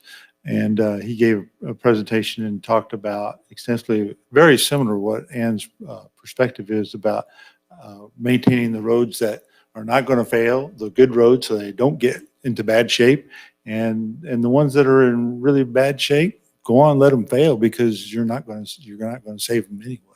And spend your money wiser on those roads that can be maintained and And I think that's her philosophy. And I think this would help her in that assessment of making sure that we're doing those things. You know, some roads we know are we're just going to have to let them fail because there's just nothing to do. Correct. I think the other benefit of planning out allows us to be more efficient on getting work done. So a big one, that's the elephant in the room, is Baton. Mm-hmm. So you remember, so we're having this discussion here 1st of April. What are we going to do this year? Well, KDOT and all these other WAMPO projects in Wichita, they've already got their plan made. So they're hiring contractors now. So, so that's what, we had to do the engineering to get the road designed, and then the bid, and then we were at fall, and then the weather. And so we pushed it off, again, because we wanted to get it done as quick as we could. But if we were having this discussion at the end of the year, and you guys were making the decision that this is what we're going to do in 2021, Ted can get us pretty close at that point in November. And it would be, well, for sure we're going to have 600,000 to spend. So let's decide those. Let's get those bid right after the first of the year, and let's have them in the pipe so that as soon as the weather warms up, like now, they're out constructing. And then after the first year, Ted comes back and says, hey, I was a little shy, and it looks like you're gonna have an extra 300,000. Well, I'm sure Ann could come up with another 300,000 in projects to get done. So that's the other benefit of planning out, so that we could be having this discussion instead of now. We could be doing it in the fall. And then, so this time of the year in 2022, they'd be out working. Well, we need this information shortly, though, when we start in the budget process, because we need to know how much to budget for streets. Right. Yep. And are you seeing any, I'm thinking historically now, because I've lived here a long time now. But Bel Aire was built in, I'm going to call them pods because I don't know what else to call them, but houses would be built in maybe a 8-block area, square. Okay, and those were all built oftentimes in a short amount of time. And then they move on to more because the growth was so quick at that point in time in the Bel Aire life cycle. But are the roads failing in that way as well? In other words, the roads were put in at the same time. Do they fail kind of in that way, or do they? Yes and no. The neighborhood where Baton is, I'm blanking on the name of that area. Those roads are in similar condition. The roads in Pearson's, which is your area, those are in surprisingly decent condition. There's pieces here and there that do need help. There's a lot of curb and gutter that needs help, but by and large, the roads are in fairly decent shape.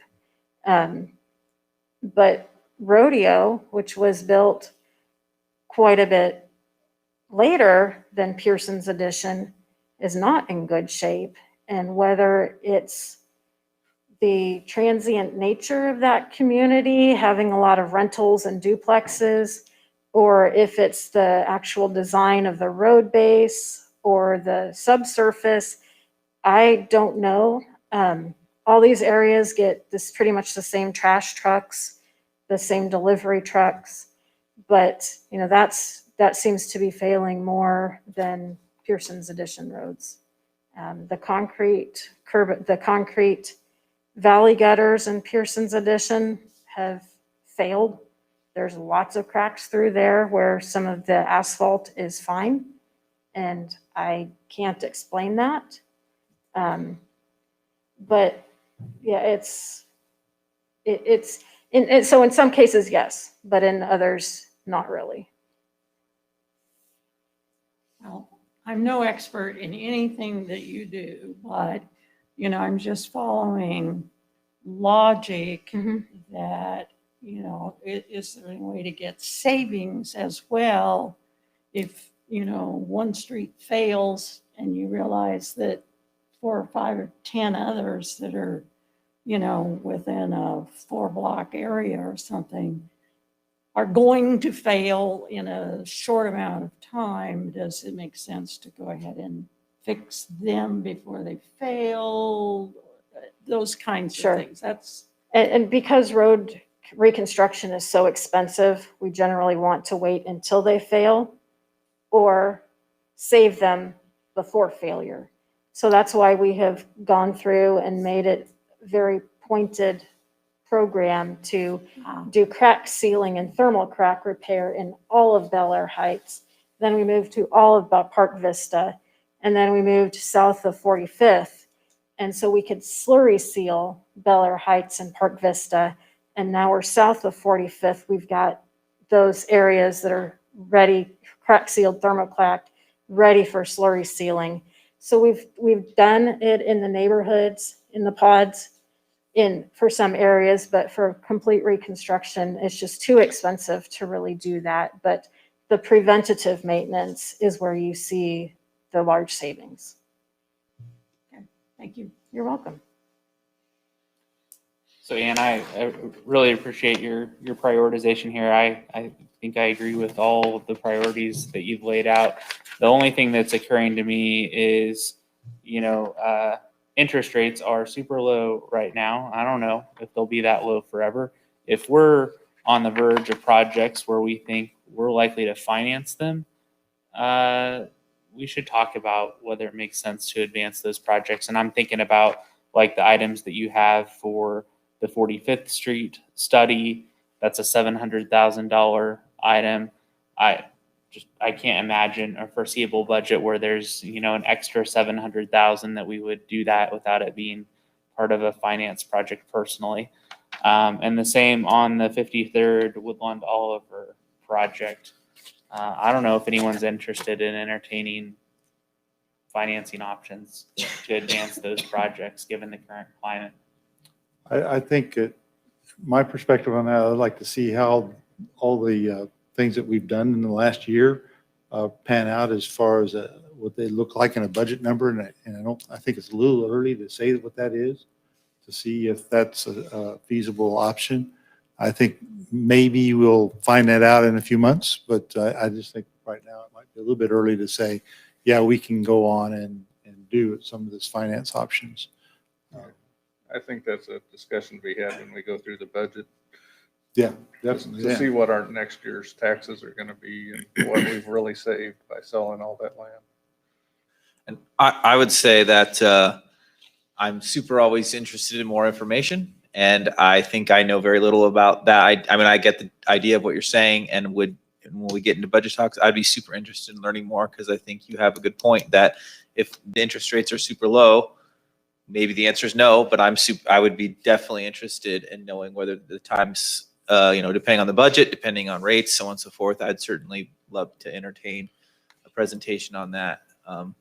I mean, I'm totally open to saying no still, but Yeah, I and think it's. I'm not saying it's a good idea or even that I'm recommending it, but I think if we want to look at something like that and we want to do it as part of the budget process, we need to ask Ty now Right. and give Ted or Ty or whoever's going to prepare that information some time to prepare that analysis for us to discuss. So. That's fair. We can always look at Right. those kinds of things to do. But if we, I think we've done a great job in the last year getting a lot of things addressed. And I think right now it's a little bit of a time to let it settle and see what is that result. So we have a better view of the future. Because if you go and then I'm not opposed to the financing concept if that makes sense, but if we go and committed ourselves to a whole bunch of things and then we find out, ooh, what did we do to ourselves? We didn't accomplish one of the things we hope to accomplish by helping the city be healthier financially. So that's my concern. I don't want to dig a new hole. I don't want to either. Absolutely. I don't either. So that's my only concern. I certainly don't want to dig a new hole either. I also am mindful of the fact that, like with the Woodlawn project, that's been in discussion for 4 years now, right? And the old street is still there, and with the arterials that we've got and the maintenance that we know is needed there, starting to think about that sooner, knowing that the lead time is longer, is really important. Well, I do know that Ty and Ann both put together a plan of a lot of the arterials to throw out there for WAMPO to consider.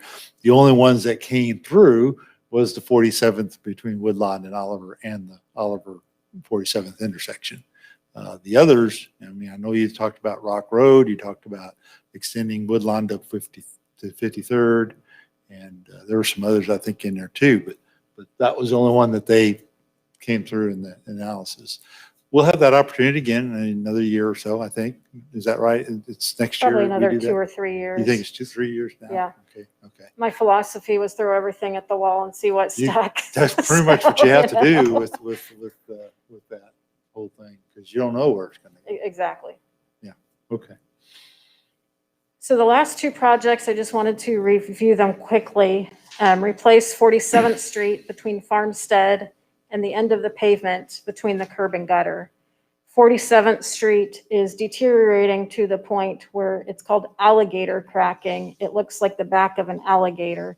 You can literally pick up pieces of asphalt off of that street, and they're coming up in chunks. It needs to be replaced. We had looked at doing it a few years ago, but at that point, when I had looked at it in preparation for my report, it was just a small portion. It has since grown, and it was too much to accomplish at that time period. So now we have the funds. I'd like to make sure that gets replaced. How does that compare to Kruger? South of Baton to 45th? Because I know it's cracked into chunks about that size. Is it just holding tighter, or is it It's a year behind 47? Kruger is in similar condition, but not quite as bad. So it's going to be up in a year or two, then It's gonna be, yep, for probably about the same amount of money. correct, if not more, yep. Yeah. Any other questions on?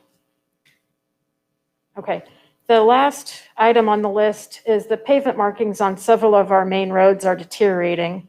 We do have a striping machine, but it's very labor intensive and nearly impossible to get straight lines due to the lightness of the machine and the smallness of the wheels.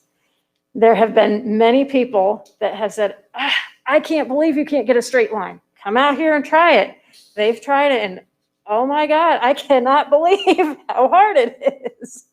So our machine is more set up for small jobs, repair jobs, than large mile-long striping jobs. So in working with Sillicin, they had helped us estimate about $120,000 to restripe Rock Road, 45th Street, 53rd Street, Oliver, Woodlawn from 45th to the city limits, and LaSalle Drive. So that was the final project in our list. So LaSalle Drive pops up as odd. What's about LaSalle Drive that we would restripe? The school, The school? yep, having the Northeast High School over there. The last time I drove, and I don't recall if there is striping the entire drive or if it is just at the intersections with 53rd and with Rock Road. But the striping is so faded, you can barely even see it. Will we stripe, or will we bid that with the striping for Greenwich? Yes. Yep, All as one? it can either be bid all as one, under one striping contract, or the striping can be bid with the slurry seal. And it really is a matter of timing, because Greenwich and Webb Road are so highly traveled, you don't want those roads to go very long without striping. So one of the things that we could look at doing is putting the striping in with everything else, hoping to get a cheaper price, and then just putting like a temporary marking in with the Greenwich and Webb slurry seal projects. So it's kind of, I'm not sure which would be less expensive, to get the volume discount on the overall project or to have the temporary done with the two roads. I was just curious. I'm not Yeah. sure that I know which one is better, so. Well, I am, Great. I'm sorry. I'm all in favor of getting the striping done, because I think it's very important to have that. I mean, So those are my projects. The staff recommendations you'll see below. None of these are all estimates from staff based on talking to either consultants or contractors, or based on bids that we've had in the last couple of years. So numbers can go up and down, but these were kind of what we had come up with as our best estimates. 1.2 million is kind of where we were at. I basically need a consensus from council as to do this, not that, do all of these, and then we will start seeking actual bids to then return back to council for final approval. This totals about 100,000 less than your budget, isn't it? Yes, Okay. I believe so. I want to go back to the striping machine for a minute. Do you actually have any place where you want to use that? We talked about this before with parking lots and stuff, and it was like, Right. we should just get rid of the machine. So, We actually used it on Woodlawn, I believe it was last year. We had several complaints about the striping on the turn lane as you go into Quail Ridge, that the striping was fading and people couldn't see it. So people were driving in the turn lane and there wasn't appropriate lane delineation. So we did actually use a striping machine to go and repair that. so it is something you think you need to keep around. Yeah. Okay. It's just we not would- something you want to use. It's not something that we want to use on a daily basis or even a monthly basis, but it is something that is very handy to have, because if we get somebody like Sillicin, I mean, their machine is half the size of this room. And it's not cost effective for them to come out and do that small area. And I think you've told us that that machine isn't very costly, and so it's not like it's an expensive piece of equipment that's not being used a lot. Correct. I want to say it was 15 to 20,000. So it's not terribly expensive. It is time consuming. It does take, even the little piece that we did over on Woodlawn, it was probably a day's endeavor, because by the time you get the machine set up, you calibrate it, make sure you've got the right amount of paint going down, the right width, and then to go through and thoroughly clean it to make sure all that paint is flushed through. It's about a good day. And so it's not, there's other things that we can do to make better use of our time. Well, I agree with most of your recommendations here. The only thing I would ask is if that 125,000 for the GIS, should we take a different project and put off the GIS? There was none that we had really identified that we could do for that amount that would be kind of right up there in the priority list. So if council wishes to hold off on that, we can, and see if there's anything else that kind of bubbles to the surface throughout the year. But in my opinion, it's pretty important to get done here sooner rather than too much later, as in 2 years later, because it's just so helpful in determining, not only for me, but also for you as a council, helping to prioritize those projects. And maybe there's something that they see that I'm not seeing that they think is a high priority. I'm open to a different use of that money as well, but if this is what staff wants, I would do it unless I have a good argument for otherwise, because I think Ann probably knows the value of this better than I do. So unless there's a big reason to change it, I'm fine with the recommendations as they are. I think it's important that we have a tool in place, whether it be this tool or another tool that helps us do these priorities. It's very difficult to do budgets without this kind of information. And, we've talked about adding that column to the spreadsheet so that you could say, okay, we did the slurry seal here. We know in 5 years we're going to need to do it again. So put that in a spreadsheet so that we can at least identify that. And I know you started doing that, but that's huge. That's a huge project. That's a lot of streets. How many miles of streets do we have? It's About like 54. 54 miles of streets. So you put every mile in there. That's a lot of stuff.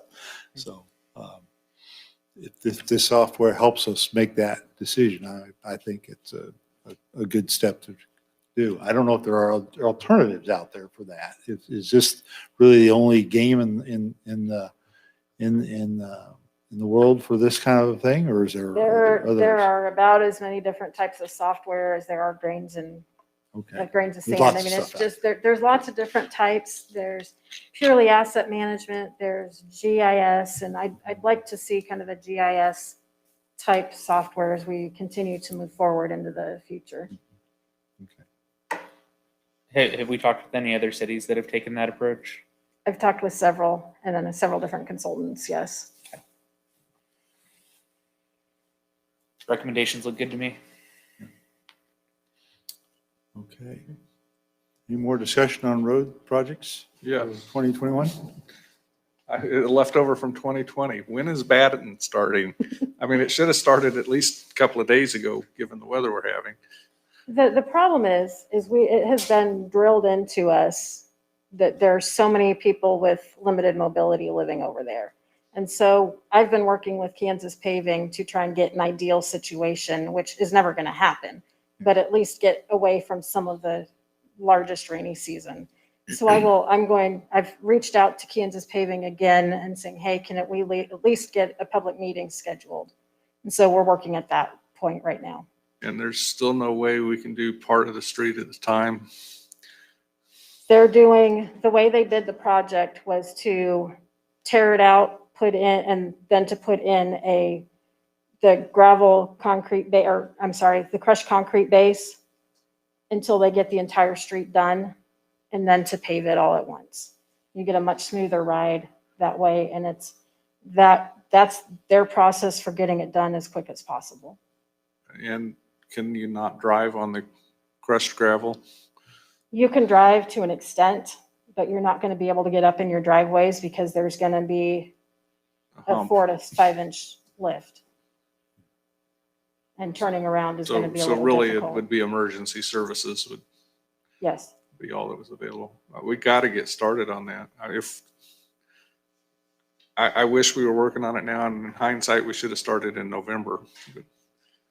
So I don't know what date we're looking for to start. You have any idea? I mean, are we waiting for June when it, I do not have a date. and because praying we're it's not a rainy June like sometimes? Or- We're still working on getting a public meeting set up because I want to make sure that the public is kept informed and they understand how they're going to be able to get into their property, how they're going to have access and duration, who they can call if they have issues. So we do need to have that public meeting first. And then, and especially in today's atmosphere with COVID kind of up and down, it's probably going to be a version of an online and in-person public meeting. And then they need about a week after that meeting just to adjust to get their preparations before we start. So what can we do to get that meeting started? I would have assumed we already had it. Sure. No, I'm working with Kansas Paving right now to get that scheduled. Because I've had people ask me why they're not starting. They've got it all staked and flagged and painted, and nobody's working on anything. Yeah, it was staked and flagged and painted so they could build their model, so they could come through and get it done quicker. So unfortunately, that takes time as well to get that model built. I think we need to try to move forward with it. It's a crystal ball that we're never going to get Sure. right. I mean, Exactly. nobody can project the weather for 30 days. Right. It's just, nobody does it. No, exactly. Right. So I just think we need to try to move forward with it and hope for the best, because there's no way we know what it's going to be like. Yep. I will give Kansas Paving a call in the morning, and hopefully we'll have some dates for you at the next council meeting next Tuesday. Okay, great. Thank you. Anything else about public works and projects? If not, we'll move on to brush site. And Ann and Ty both are on point for that. Sure. Is there some water down here? So I'll give Ann a break and kind of do an overview of the brush site. So you've got a staff report that kind of lays everything out. We've had a brush site for probably 10 to 12 years now. And before that, we didn't have one. We started one because we had all this land, and we thought it's not that difficult to have a brush site. So we put together a brush site on 53rd Street. And as time has gone by and we've been selling land, we've had to move it twice now. And we just had to move it because we had an 80 acres that sold where it was at. So it does get used a lot. I think staff said that they'll run 100 vehicles to 200 vehicles per month while it's open. They have to burn about every other month to get rid of it or have it mulched or something like that. So the question that council posed was, can we have a site where it's just a permanent site? And the answer is yes. And this is where we came up with as a proposal in the Sunflower Commerce Park. And there's several reasons why we came up to this. So basically it's right here. There's these two lots. There's a pond here, a retention pond, and then you can see this is where Connecticut Can is and such. So the reasons that we came up with this site, number one is at some point we know we're going to need to expand public works facilities. Right now they're off of Woodlawn there at the railroad tracks, and they're out of room. It wasn't an ideal site, but it worked great for when they started. And so they need much more acres. So I think there's a total of about 15 acres here, which they said that they will need for storage and things like that. So again, as we talk about planning down the road, we're not going to build it next year, but probably in 10 years, we'll need to build a new facility and move them. And so we want to set that aside. The other reason is, you remember, we always talk about the Public Building Commission owning the land in the Sunflower Commerce Park. And we've had to, the way the bond documents are right now, we had to maintain 60 acres. That was part of the documents. We had to maintain those. And because all the land in the PBC, we never identified where that 60 acres was because we wanted to have it available to sell. So that's why the PBC would have to meet and approve these sales. So we have, at your next council meeting next week, we're going to be bringing you paperwork to do a refinance of our land. So we've talked about paying down some of that with all of the, well, basically anything that's in the Sunflower Commerce Park has to go towards that debt. And so we've got over $1 million to put down, and we're going to refinance. You know, we talked about the interest rates being so low. We've also been able to talk our bond counsel into saying that as long as we maintain these two lots and then the two reserves that are there, which is this one and this one, then that's all we will need to keep in ownership. And so as part of the refinance. So then at that point, only those parcels are under the PBC, and everything else would get moved to the land bank. So those are the reasons that we set aside this land. One, at some point to build a new facility. Number two, this is the identified area that we will not sell until that debt is paid off and that bond is gone, and that this becomes a permanent location for a brush site, if you want to move forward with that. And if we don't do the brush site, would Public Works still want this much land? Yes. Yeah. And so we'll still maintain it. It'll still be called out in the bond documents that this will always stay City of Bel Aire property. And again, that's for their uses. So you can kind of see in your kind of a layout of what it would look like. So again, they're looking at a shop here, you know, storage, and this is where the burn pile would be. Now, the question is that Joel stated is, you know, could they use, yes, it's always better to have more land than not enough. Now, does that mean that in 20 years, this bond's paid off and they say, we don't need this? Could we sell? Yeah, at that point we could sell it. But this will have to stay in the PBC land documents until it's sold. So what will be required? There's some costs to get this set up. And so you can see there's some fencing, but basically what they're saying is they would need to fence this. Reason being is because if it's not fenced, you have washers and dryers showing up and couches and all that kind of stuff, because it's not a brush site, it's just a dump site. So that's to protect all the other stuff that's just showing up. It also helps protect from just anybody showing up and dumping limbs. You know, again, it's for our citizens, so we try to police that so that it's our citizens that are dumping things off. So we came up with a guesstimated cost of what it would be to really set this up so it's permanent. And again, permanent means it'll always be there. So we're looking at about $78,000. And you can see all the costs that's involved in that. Again, this is a permanent cost, and so once it's developed or paid for, we won't have to pay it again. So the next question is then maintenance of it. So if we're going to have it there, we can't continue burning because there's businesses over there. You've got, and they have their doors open. Just to the south side is Clinic in a Can, and any of those businesses, FedEx is over there. They open their doors up. They're not going to want us burning and smoke coming through their buildings. So we're looking at just two options to get rid of it. Is a mulcher, which looks like that. Just kind of goes on its own. So the one is basically a burn incinerator, which is this. So you dig a pile, you incinerate it. There's no smoke, and it's the fire department recommends this. You know, we can buy units. You can see some used units around 30,000. New ones are 40 to 50,000. We did contact, there are some construction companies like Kansas Paving and another one that have these, and they would come out and do it for us, but I think it was $6,000 per time.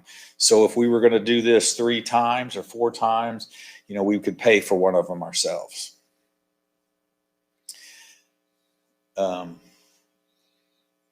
So, and again, that's how it works. It sits there and burns it, and then we would just have to get rid of the ashes every once in a while. Do we have an idea of what kind of volume it could process? No, it can process about any volume we would want. It's just how long it burns. So, you know, to do a smaller amount,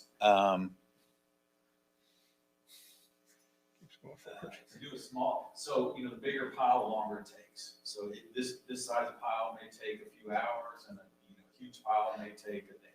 24 hours. I was just wondering if we knew, like, are we sure one of those units would be sufficient for the type of volume that is typically received? Yeah, we would recommend just one. And again, what we would do is we'd light it and run it for a day, and then if we could put it out overnight and then run it the next day if we had a huge volume, something like that. And there's the cost. So Nice Construction, Kansas Paving, that's what they were saying if they were to do it for us. And then this is a huge mulcher. Now this thing, we couldn't buy this. These run about 100,000, 150,000. But you can see it'll take anything, and it's tub grinder. So they've got pallets in there. It'll take anything and eat it up, and huge logs. I mean, 2 foot wide and stuff. So to mulch, they would charge us about $30,000 to come out. I think is that 4 times or 3 times? No, that was just once. Oh, that's once. Okay. Now that would be, so we'd do it once, and so it would just get this big pile, and they'd come out once and then do that. Once a year you do that? Yep. I believe so. So what were we spending for mulching before? So yeah, that's the interesting thing is we actually had a company come out doing this, and they'd charge us $2,000 per time, and we'd have them come out once, maybe twice. The issue is that, so we would mulch it and we would have it stay there, and then we'd let people come and get it. Well, the folks that own this are over here, like at 53rd and Hydraulic, or over in Park City. Well, then they were losing, because that's what they do. People would bring it to them, they'd mulch it, and then they'd sell the mulch. Well, they realized we were giving mulch away and taking their businesses, so they upped the price. Jim, I'm not correct. It was $10,000 per mulching event, or 3 times total for the year for the 30. I remember, as Ty said, the 2,000, yeah, it went from 2,000 to Went 10,000. from 2 to 10. Yeah. 1,000 per time. Yeah. That's kind of what I was thinking, but okay. Yep. Thank you.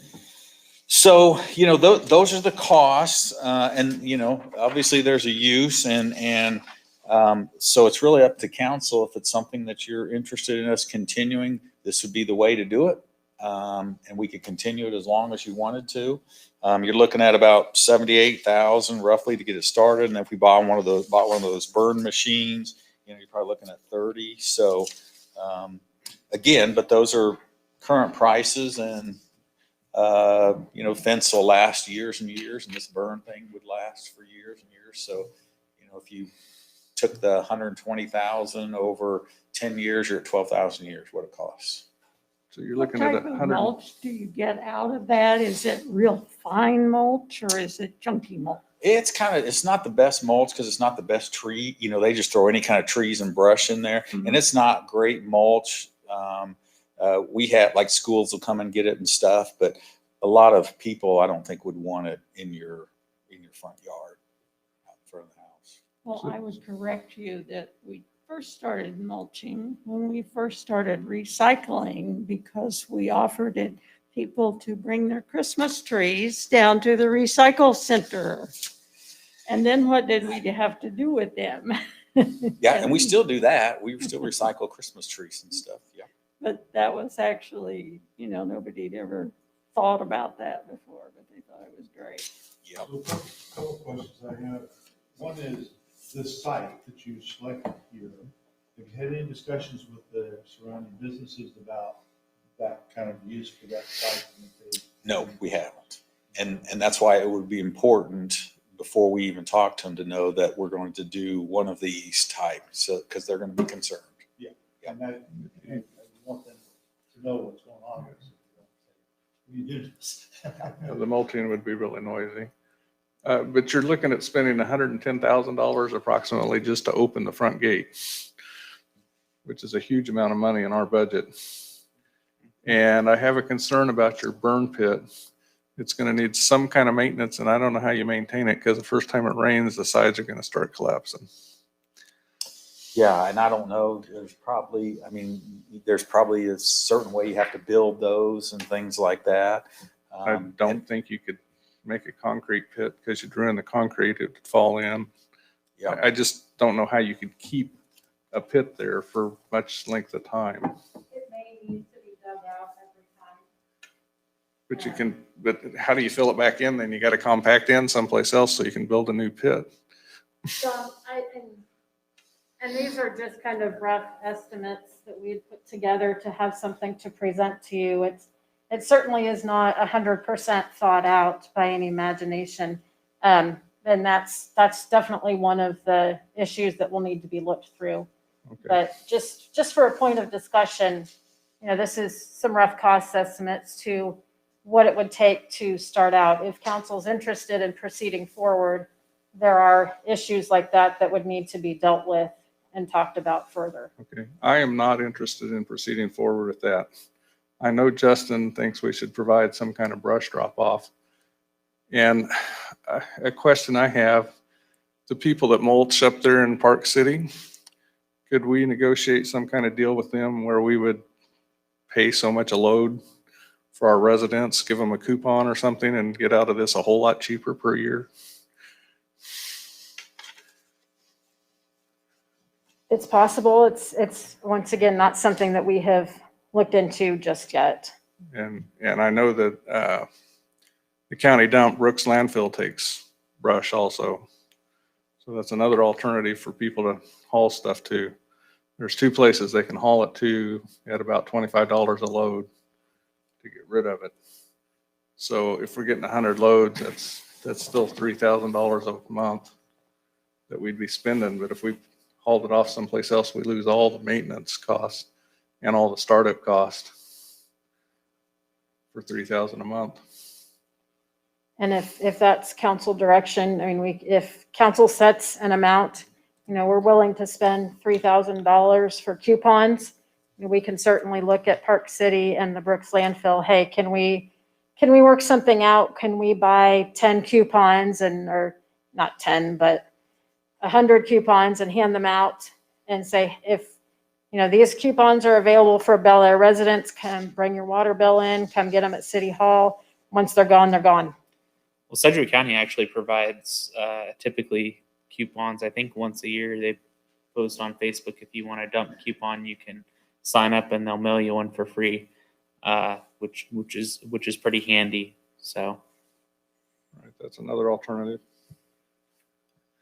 I mean, it sounds like that making that area, Public Works area, makes sense.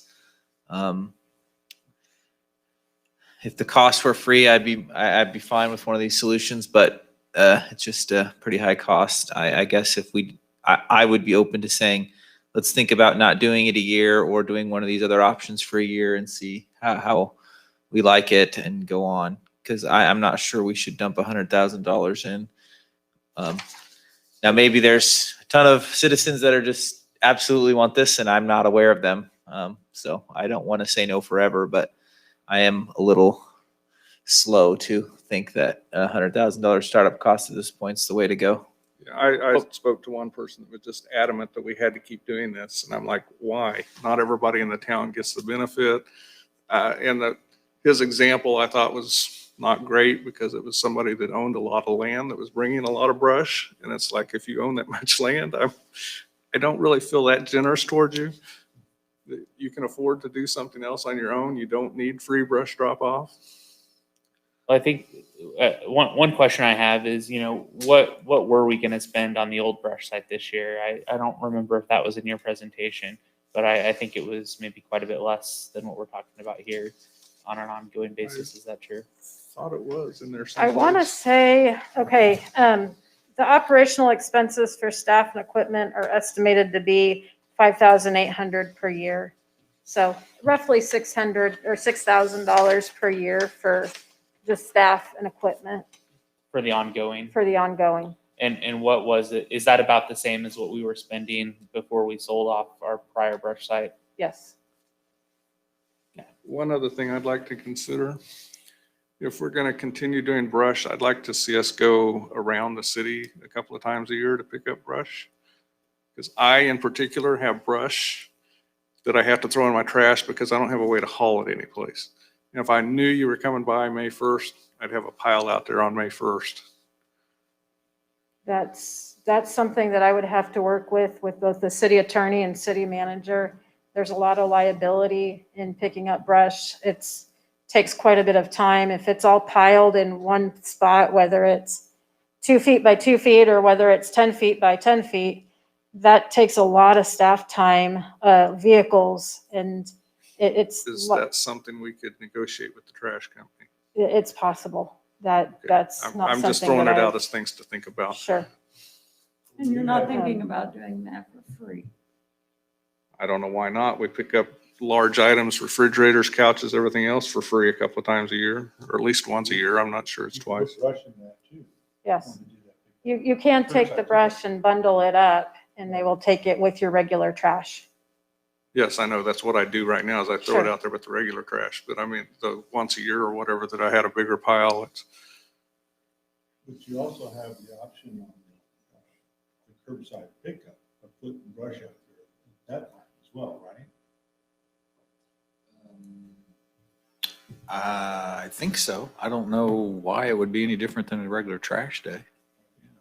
You might have to cut it. Uh-huh. Yep, bundle it. I did not remember that as an option, but it could be. Well, I'd be interested in getting more information on what other options that people could use other than Bel Aire if we stopped it for a year, and then what role we might have in making sure people are aware of those options and see how that goes for a year. Maybe we help more in giving information if the Sedgwick County thing's an option or other things, and then, aggressively try to communicate for a year and see how that goes. Because obviously the people that are used to doing brush here in Bel Aire, if we do stop it for a year, would need to clearly understand what else they could do in order to not have a whole bunch of frustration. So I'd kind of be interested in information regarding that. They're going to kind of have to work out something this year for themselves anyway, because even if we decided to do this, it wouldn't be open for 2 or 3 months. So This is Yeah, the year to set a new precedent, I guess, is what I'm saying, because things have to change. They can't continue doing what they were doing. Yeah, I mean, as I've been thinking about this, one of the questions that's popped into my mind, and really this comes along with, anything service that the city provides, is should the city be in that business? And I know it's a popular amenity. I've used it myself and it's super handy, but as I think about it more, I don't know if the city should really be in the brush management business. It is certainly a nice feature that we had it, but I don't know that that's a core capability of our city government to be amazing at collecting brush and disposing of brush. And maybe that's not something that we should invest in the future. And just one other point to throw out there. This would also affect the Christmas tree recycling, because we always took the Christmas trees to our brush site. So that would not be available this year. We can certainly publicize where all the other Christmas tree recycling locations are, and Sedgwick County has a fairly large list. So just something to keep in mind as we're talking about this. I don't remember, is it Sedgwick County that does the Christmas tree recycling, or is it the city of Wichita? Sedgwick County has a Sedgwick list. They don't necessarily do it I themselves, see but who actually shreds it. they included Bel Aire on their list last year because we do it, but we either shred or burn ours. I'm just saying, if the way Wichita sets it up, they mark off about a 20 by 30 area in a park, and everybody dumps there and they come shred it, and all the stuff gets taken away by somebody. I don't know where it all goes, but it all disappears. So I don't see why we couldn't do that in one of our parks if we want to keep doing Christmas trees. Well, it's the same cost with the shredding. It's the $10,000 or getting a piece of equipment to hire to come in and shred it. Shouldn't think So, it would cost 10,000 because we're not talking about big limbs, but yeah, it's something we could price and look at. And I Yeah. don't know what a small shredder would even cost the city of Bel Aire. Well, I know Wichita or Sedgwick County does something. right. So let us reach out to them and see, because we just did our own because we had our own brush site, but they do something with other cities, and we'll reach out to them and say, what are you doing with these other cities, and can you do it in Bel Aire now or something, to see if we can figure out what's happening. Yeah, they're very interested in that because they don't want that in the landfill. So if we don't pursue this brush act, does that change your perspective on setting aside this land for public works? No. I just think that's Nope. what they're asking. Yep. No, I think, for the refinancing piece of it, and now everything but those few acres are in the land bank, and we've talked about the difference between land bank and public building commission. I think it's still the right thing to do. If you did that, then there's nothing else to sell in public building. Right? Hold those pieces of parcels of land. Okay. Yep. Did I hear And you we'll look say that into, everything else has been sold that's in Sunflower Park? No, it's not all been sold. That's not- You said there was nothing else that was sold for the public building, so The land would be transferred to the ownership of the land. just that small piece that Just was these pieces were gone. for the city yard. Okay. I did not hear you correctly. That's fine.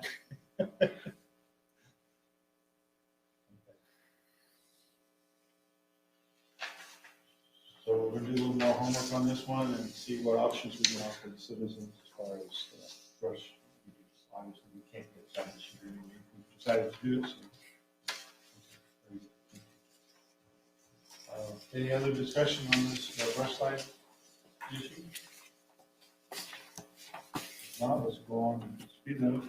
Shall we- Take a recess. Yeah. one of the things is- I'd be in favor of that. Let's do that. I think we've got 5-10 minute recess. We go off here. It takes a little time to start that. We have light. That's good.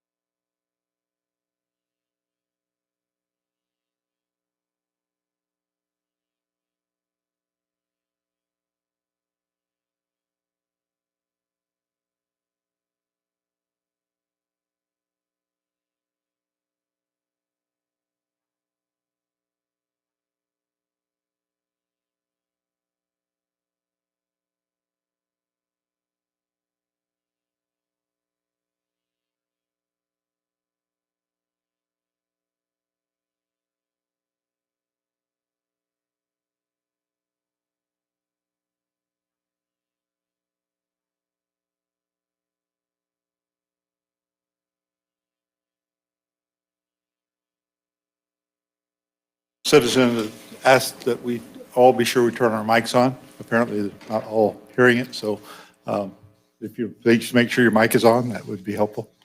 Thank you.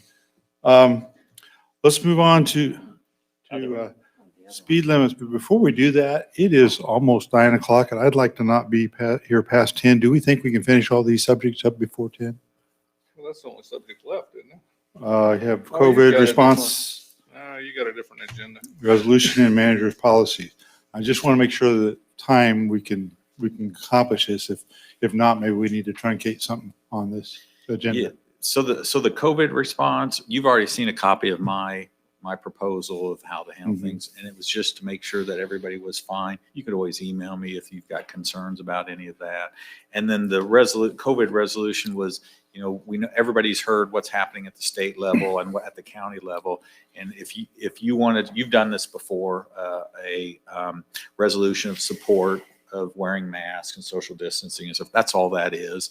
So if you'd like to just look at that at the council meeting, that's fine if you're comfortable with something like that, or if you don't even want to touch it. If you say, you know what, let's just let the county and the state handle it, then we won't even bring it up. I don't think we can do anything until next month after we find out what the governor does and what the legislation does about what the governor does. Yes, so you're right. It expires April 1, and then we've heard that the mayor's going to expand, or not the mayor, Governor. but the governor's going to expand or continue the mask order and stuff like that. So you're right. We could easily put that off till the second meeting in April. Okay. All right, very good. Then let's go on and talk about speed limits and really not much to talk about on the COVID thing right now. And we may revisit that here in a few weeks. Okay, very good. So is Jackie and Ann. Ann gets to be on everything I'll tonight. give Anna a break. Busy lady. I'll give her a break and do the introduction just to All right. set the legal basis.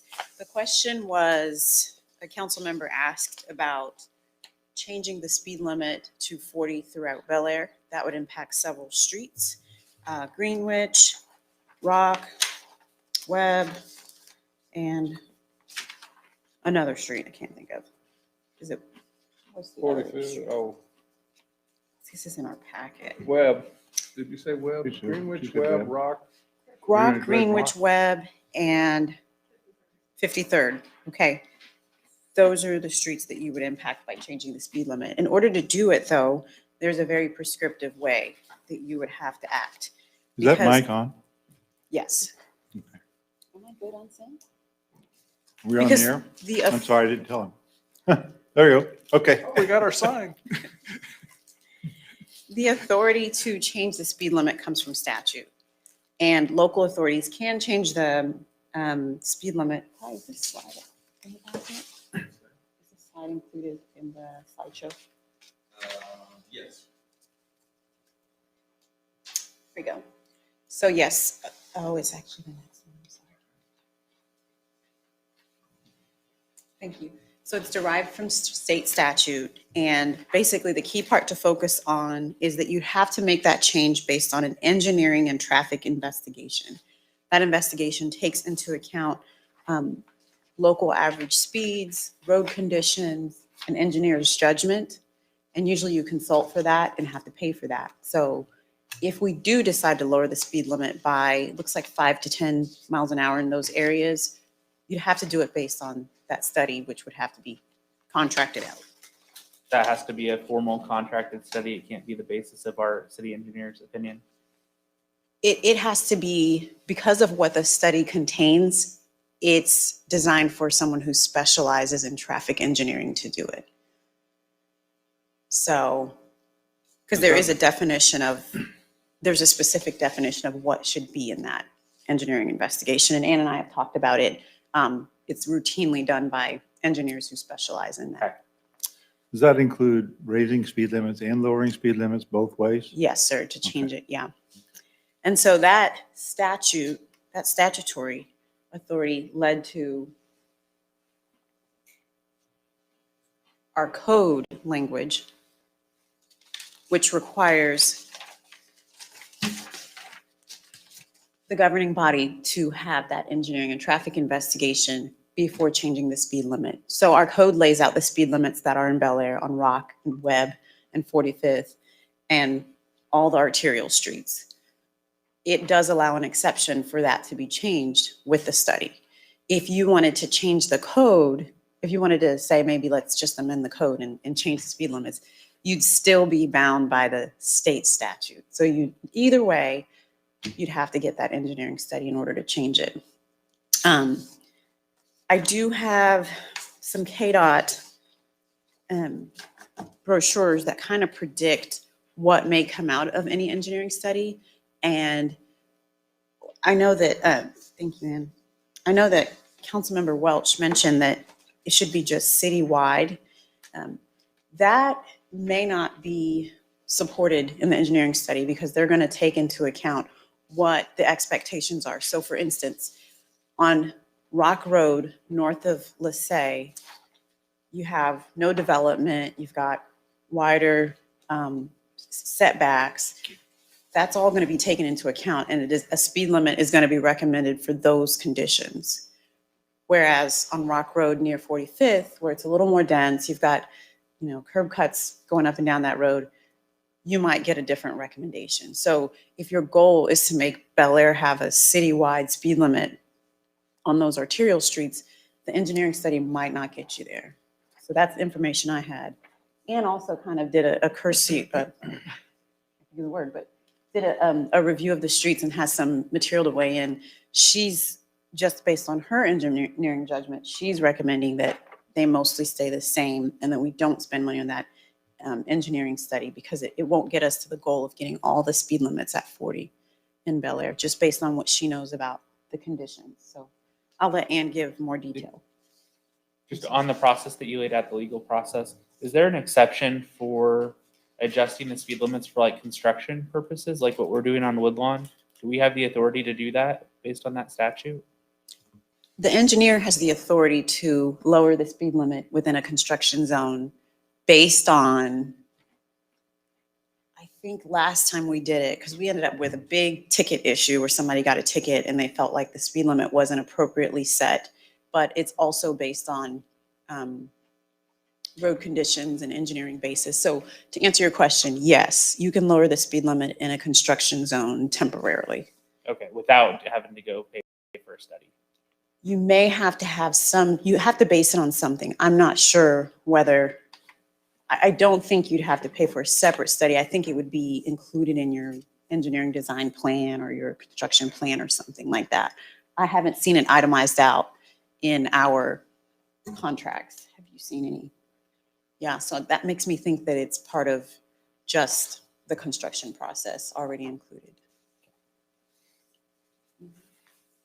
So just piggybacking off of what Jackie had mentioned earlier is to your question, Mr. Smith. I do not have the expertise or the experience to be able to perform the traffic engineering studies. This is an area of civil engineering where I have done very little work. So I know enough to say yes and no, but I can't get there from square one. So it's one of those, you know what you know and you know what you don't know, and then you find somebody to help you supplement that. As far as construction speed limits, those are generally set either by KDOT's requirements in their traffic engineering plans or through the Manual of Uniform Traffic Control Devices. And that is a nationwide manual that helps you set speed limits for construction zones. It gives you delineations. It says if you're going to block off a street or shift traffic over to protect a construction zone, you need to have cones this long, this wide, spaced this far apart. It also includes speed limit information. So there are very prescribed methods to how you get to those speed limits and they are just the temporary. Does that help? No, answer? that makes a lot of sense. When we were looking at the statute up there, I didn't see any special exceptions, and so I wondered how that worked. Sure. As far as the overall city, There we go.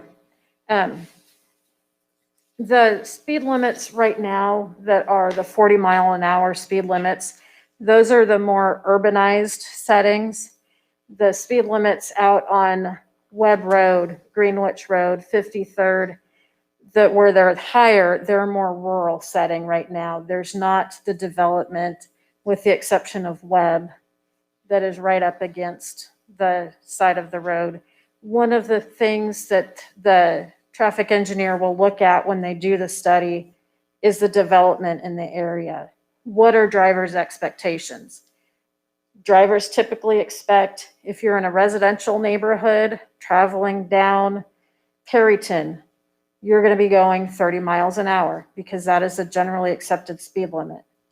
Now if you're driving down Rock Road or an area that is full commercial, you're going to expect to drive anywhere between 35 and 45, depending on the exact nature of the road. If you're driving out in the country where there's nothing except cow fields, you're going to expect to drive between 55 and 60 if you're on a 2-lane road, more if you're on a larger, wider road. So a lot of it's driver expectations. Once you start changing those expectations, once you start changing the character of the road, put in curb and gutter, there's more chances for failure or for accidents if you have a higher speed limit. There's a road in South Sedgwick County-ish going to Derby that has curb and gutter on both sides. The speed limit is 45. If you had it higher than that, which it really should be because you're out in the middle of nowhere, if you bounce off the curb going 55, 60 miles an hour, you're going to bounce off the curb, come back into traffic. Your accident is going to be much more severe than if you were going at a lesser rate of speed. So those are kind of things that they look at. But just driver expectations, as you're learning to drive and as you've been driving for years, you've got a fairly general idea of what speed the road is. As you start changing them on Greenwich Road, there's really nothing out there but farms in this area. If you put that at 40 miles an hour, you're going to really go against driver expectations as you go from the highway through Bel Aire into Sedgwick County onto Wichita. You don't know where you're supposed to be.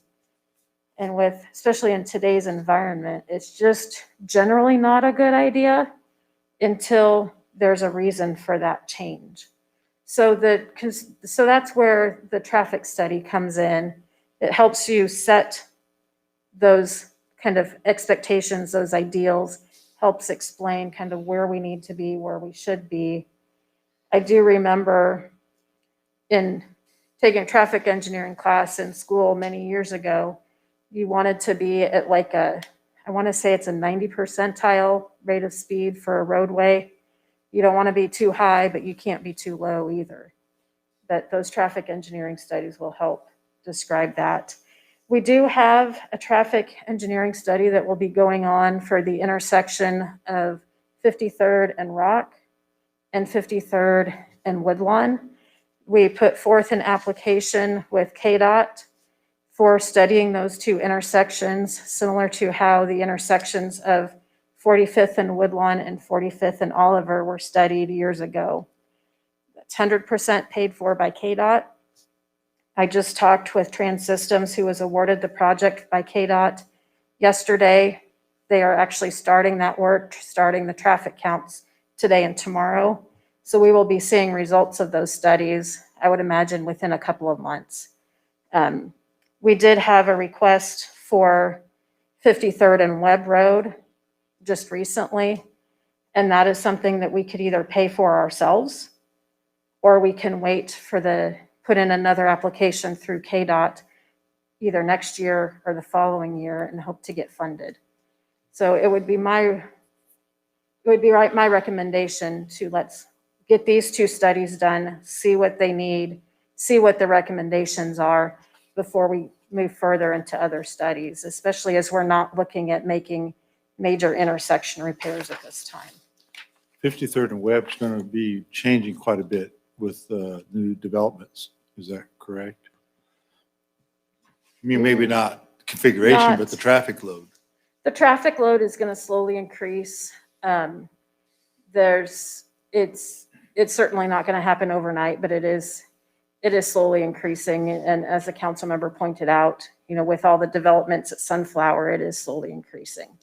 And I would be happy to get a cost from Trans Systems, who's doing these current 2 studies, to see, hey, just curious, what would this cost? And perhaps we can put something through an application through KDOT. One of their biggest things is safety. And I do not believe that we have a record of many accidents at that intersection. Granted, we don't want accidents at that intersection, but the funds usually follow problems.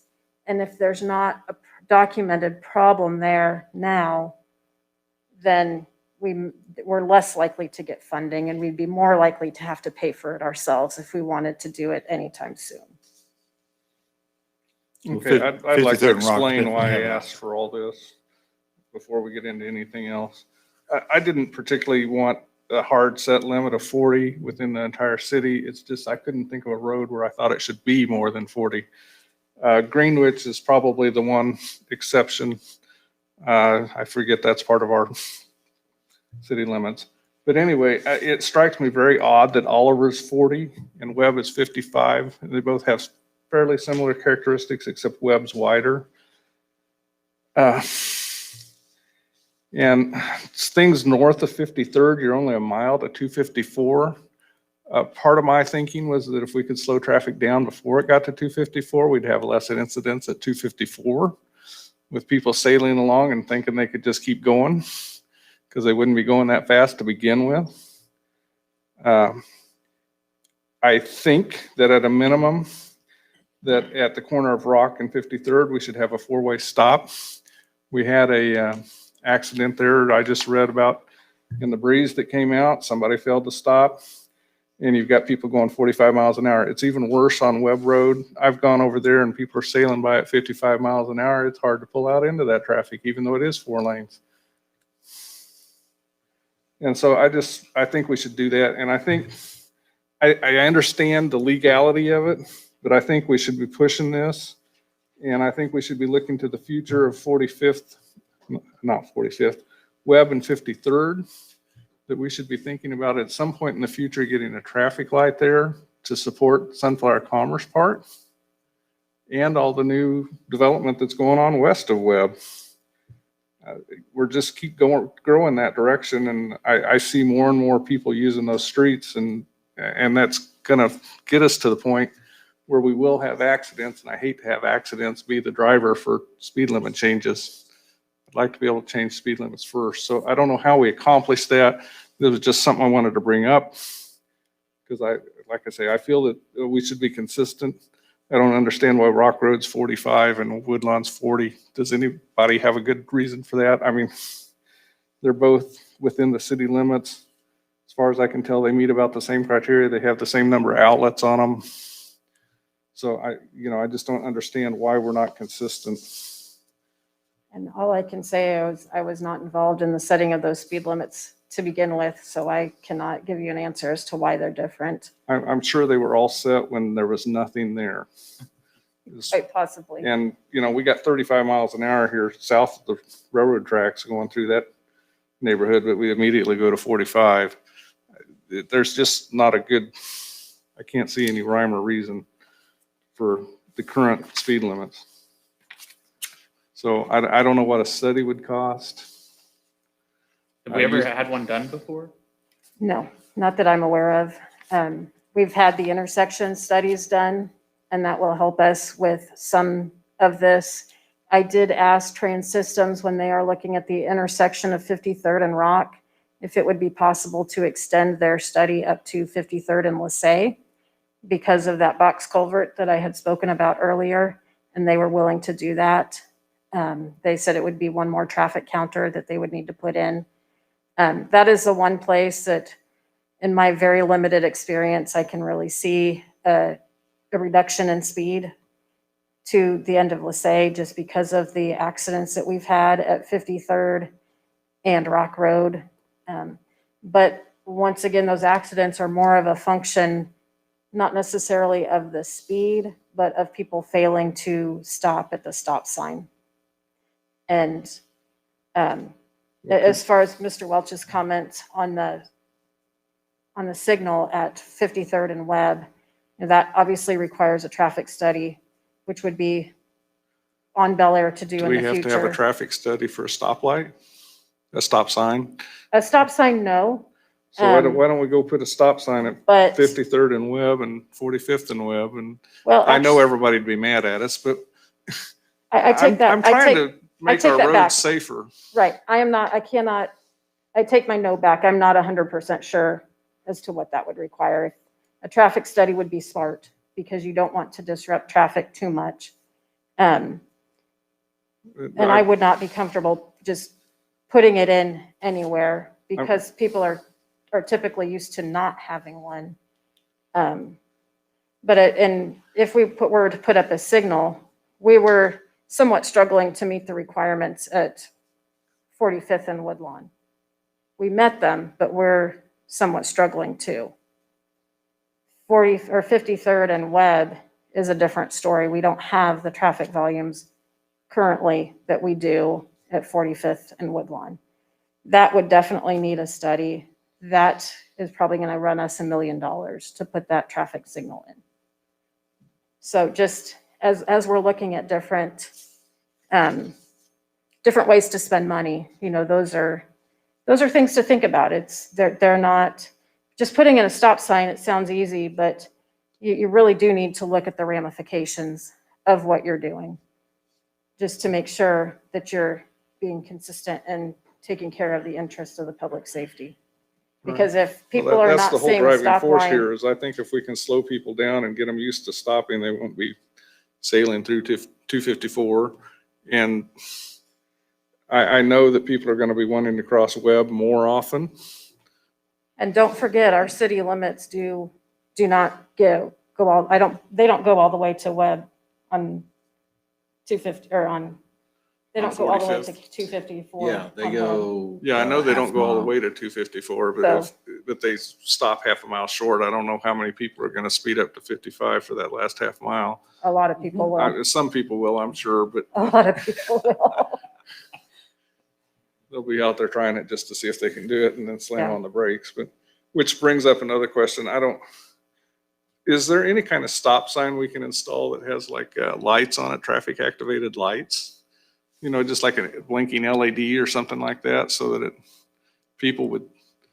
it would activate when people got close to it?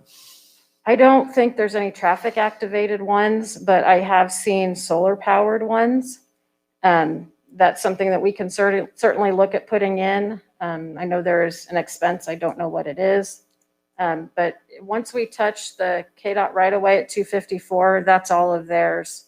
Well, That's not I'm Bel thinking right Aire's. now, even of Oliver and 45th, there's people run through there all the time too. And I don't know if they do it on purpose or they just don't know there's a stop sign there, but it's constant. I see it all the time. Yeah, that's. I like that's- those lighted stop signs, but I know when we talked about that at 53rd and Rock, that's when you came up with the idea to doing the traffic study. And I think that's the right thing to do. So we know that we're doing the right thing, because I know that I've heard of people putting, or cities putting in traffic lights and stop signs that were actually more dangerous than not doing anything at all. And I don't want us to go down that road. I get phone calls when people have to sit at the stoplight for 30 seconds. They're very upset. And I just sit and I laugh in my head, but they're very, very concerned and very, very upset. And there's a reason you put them in and a reason you don't. It annoys me when there's no other traffic that I have to sit there for 30 seconds.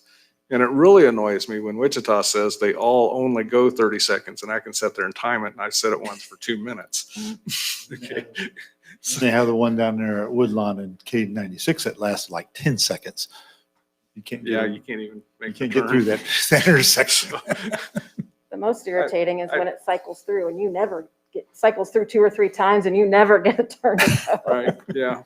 I know, I sat there at Home Depot once and the light was like 5 second screen. Mhm. And traffic was backed up forever both directions because the light was screwed up. And that's a reason not to have a traffic light. But I do think that at some point in the near future, we will want one at 45th, 53rd and Webb. I don't know why I keep saying 45th. Yeah, and that's something that we can certainly look into getting a traffic study for. And I don't know that we'd meet the criteria now, but would we, you're saying we have to have the traffic study. So even if we got, I can't remember, FedEx over there to say, you know, we'd really like a light and we'll pay for it, the state would still say no. I would not be willing to put my name on the line for a light without a traffic study because of the impacts that could happen.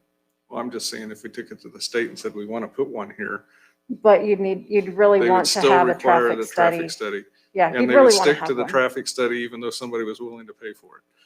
Because there could be adverse impacts to it. And the chief would actually be a better person than myself to be able to talk to you about those impacts because he's seen them firsthand. But there's impacts both good and bad if putting traffic lights. We have people run them just as much as people run stop signs. Right. And if we got a 55-mile limit there that we can't get changed, that they're going to be more likely to run it. I think some of that legal basis part is for that objectivity. So you don't have a big company coming in and, you know, kind of playing the cards to favor them. So it's based on the actual conditions of the road and safety and road construction and all those things. So it's actually there to protect us from FedEx wanting a light. Okay. I'm not sure how well that works based on lights I've seen in Wichita. Well, what I would like to see is maybe see if we can get 53rd and Webb on a traffic study. Maybe that's a KDOT thing that we can ask them to do that. I don't know if there's enough data there to support that, but if there is, that might be the right thing to do. So, Well, then we need to study more than just the intersection, I think. is there? So we But I can, don't we think could, there's you know, any- reach out to some companies and say, well, what would you charge to do a, you know, traffic, a speed limit study for us if you were, and then just give you a cost. So you'd know, you know, if it's 5,000 and maybe, yeah, let's do that. If it's 50,000 and maybe, well, let's not do that, or let's only do a few roads or something, but at least to give you some ideas on what it might cost. Yeah, right now, I don't think we know what we're talking about. Yeah. As far as the money. And like I said, my main concern was safety. And if somebody can show that lowering the speed limit causes it to be unsafe, I'd be amazed, but I would listen to them.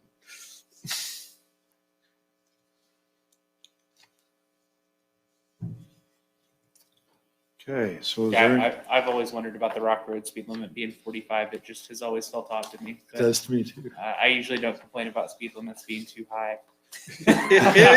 So, You're one of those. Well, I always wondered about Oliver, and we had that discussion, and some of the things that we were learning tonight, probably Oliver should have been raised, but at this point in time, I don't think it makes any sense because you've got development going in there that's going to going to really change the characteristics of that road. yeah, it feels like maybe when these were, if we've never done one of these studies before, but we have speed limits, that tells me that we probably haven't, either this is a new process or we haven't followed the process in the past. And of course we should follow it going forward, but maybe that's why we have a little bit of what we have today is the original speed limits maybe didn't follow the right process. Or maybe there was a different process at the time, but Okay. something explains it.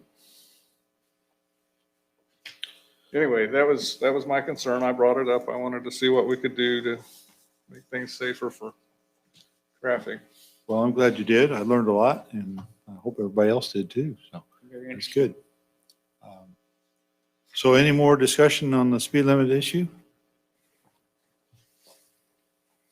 If not, do we want to talk any more about the COVID response issue, or I mean, If you Ty want- gave his summary, and I think that's a good summary, but I don't know if anybody wants to have any more I discussion. don't think there's much to say. The only thing I have to say is the county's resolution that they're putting out, as far as I'm concerned, was worthless. After you look at it, it's just 4 or 5 recommendations after 3 pages of whereases. Yeah, I think they got themselves, their hands kind of tied on that. That all they can do is make a recommendation at this point. I think this is the way the law came out, right? Yeah. And, you know, of course, you have home rule authority. You could, because you remember we talked about this several months ago when the county came out and said, well, you know, cities can enforce mask mandates and stuff. So you have that ability. Of course, you didn't act on that. And so, you know, at this point, your discussion would be, you know, do we just do the same, and I think that's where Jackie got this resolution, same type of resolution before, that we're just going to do what the county does and strongly support all these things. But, you know, you have the ability to say, well, we're going to enforce it in Bel Aire. I think we need to strongly support it. It offends me that people think that they're so good that they don't have to worry about other people's health. So you all have a resolution that was passed in July that's still effective, that strongly recommends people and businesses adhere to the mask protocols. This resolution, like Ty said, it kind of updates some of that, and it adds some of those other health and safety, like strongly recommending people who are eligible get a vaccine. People, you know, socially distance and wear masks. It's just updated, and it kind of walks in conjunction with the county's recommendation. But your current one is a recommendation, and the one that's in your packet would be a recommendation as well. If you wanted to do it differently, we could talk about that. I think everybody should be signing up for a vaccination too. I can't believe they have empty slots. They did. They have a lot of empty slots. Yeah. I think, from my perspective, I think a resolution supporting the county's resolution would be appropriate. I don't know that we want to say more than that, but it says a lot more than we should say, but that's just kind of what I'm thinking. But I agree with all the whereas, but that's part of resolutions. From my perspective, you know, we've already got an active resolution that supports the wearing of masks. I don't know that another resolution isn't going to be substantially different. I personally am not sure that we should overwork it. The only thing we would add is supporting the vaccination. We're not going to make people go do it. Yeah. Although that is something we could talk about. We could make our employees do that. City employees. I'm fine with leaving the resolution the way it is. I mean, I would encourage people to get the vaccine too, but I think it's pretty unlikely that me helping pass a resolution of the city is going to be what changes anyone's mind. So I'm fine with the way it is. Okay. I'm good. Okay. You know, So we're not going to do a resolution? Okay, that's fine. we need one. I think the event's just about over as far as what we can do for it. Yeah. I think people are pushing it a little too fast with the dropping the mask and not getting vaccinated. But in 2 months, I think we'll be to the point where it's about everything we could do. Yeah. But if you look at the numbers, although Sedgwick County is in their percentages showing an uptick, but the numbers are nothing. I mean, you used to be doing about 4,000 tests a day, and now you're doing less than 1,000 a day. And that's changing the numerator on that equation dramatically. And you're only hitting about maybe 20 positive tests a day, whereas at the peak of this thing, we were hitting 600 to 1,000 a day positive tests. So we're definitely on that low end. Now, are we going to stay there? Who has the crystal ball? So Do we have a testing site out here? We don't have a testing site. I did, though, visit with Tristan today, and the county's actually working on maybe having a vaccination site out here, a That's mobile really one. what I meant to say. Thank you. Yeah, yeah, a mobile vaccination site is what they talked about at the Sedgwick County Association of Cities. And yeah. And And we I reached out passed to that them on. as the mayor had asked, and they said they'd get back with us, and they actually got back with us and are looking at maybe having one out here. So That's very cool. as that gets worked out, I'll give you more details. I Great. think that would be good. I mean, I'm sort of in this category, but there are a lot of elderly out here. And, you know, the less time you have to drive or getting a vaccination for some people is kind of a shattering experience. It's not for me, but I've been jabbed so many times that here, no, you know, here. Have to show you where to do it this time, you know, kind of thing. So, but for a lot of people, it's a scary experience. And then I've just had an experience where I was kind of concerned with my son being ill. He drove right after he had wasn't a vaccination, it was some other kind of thing, and I didn't think he should be driving.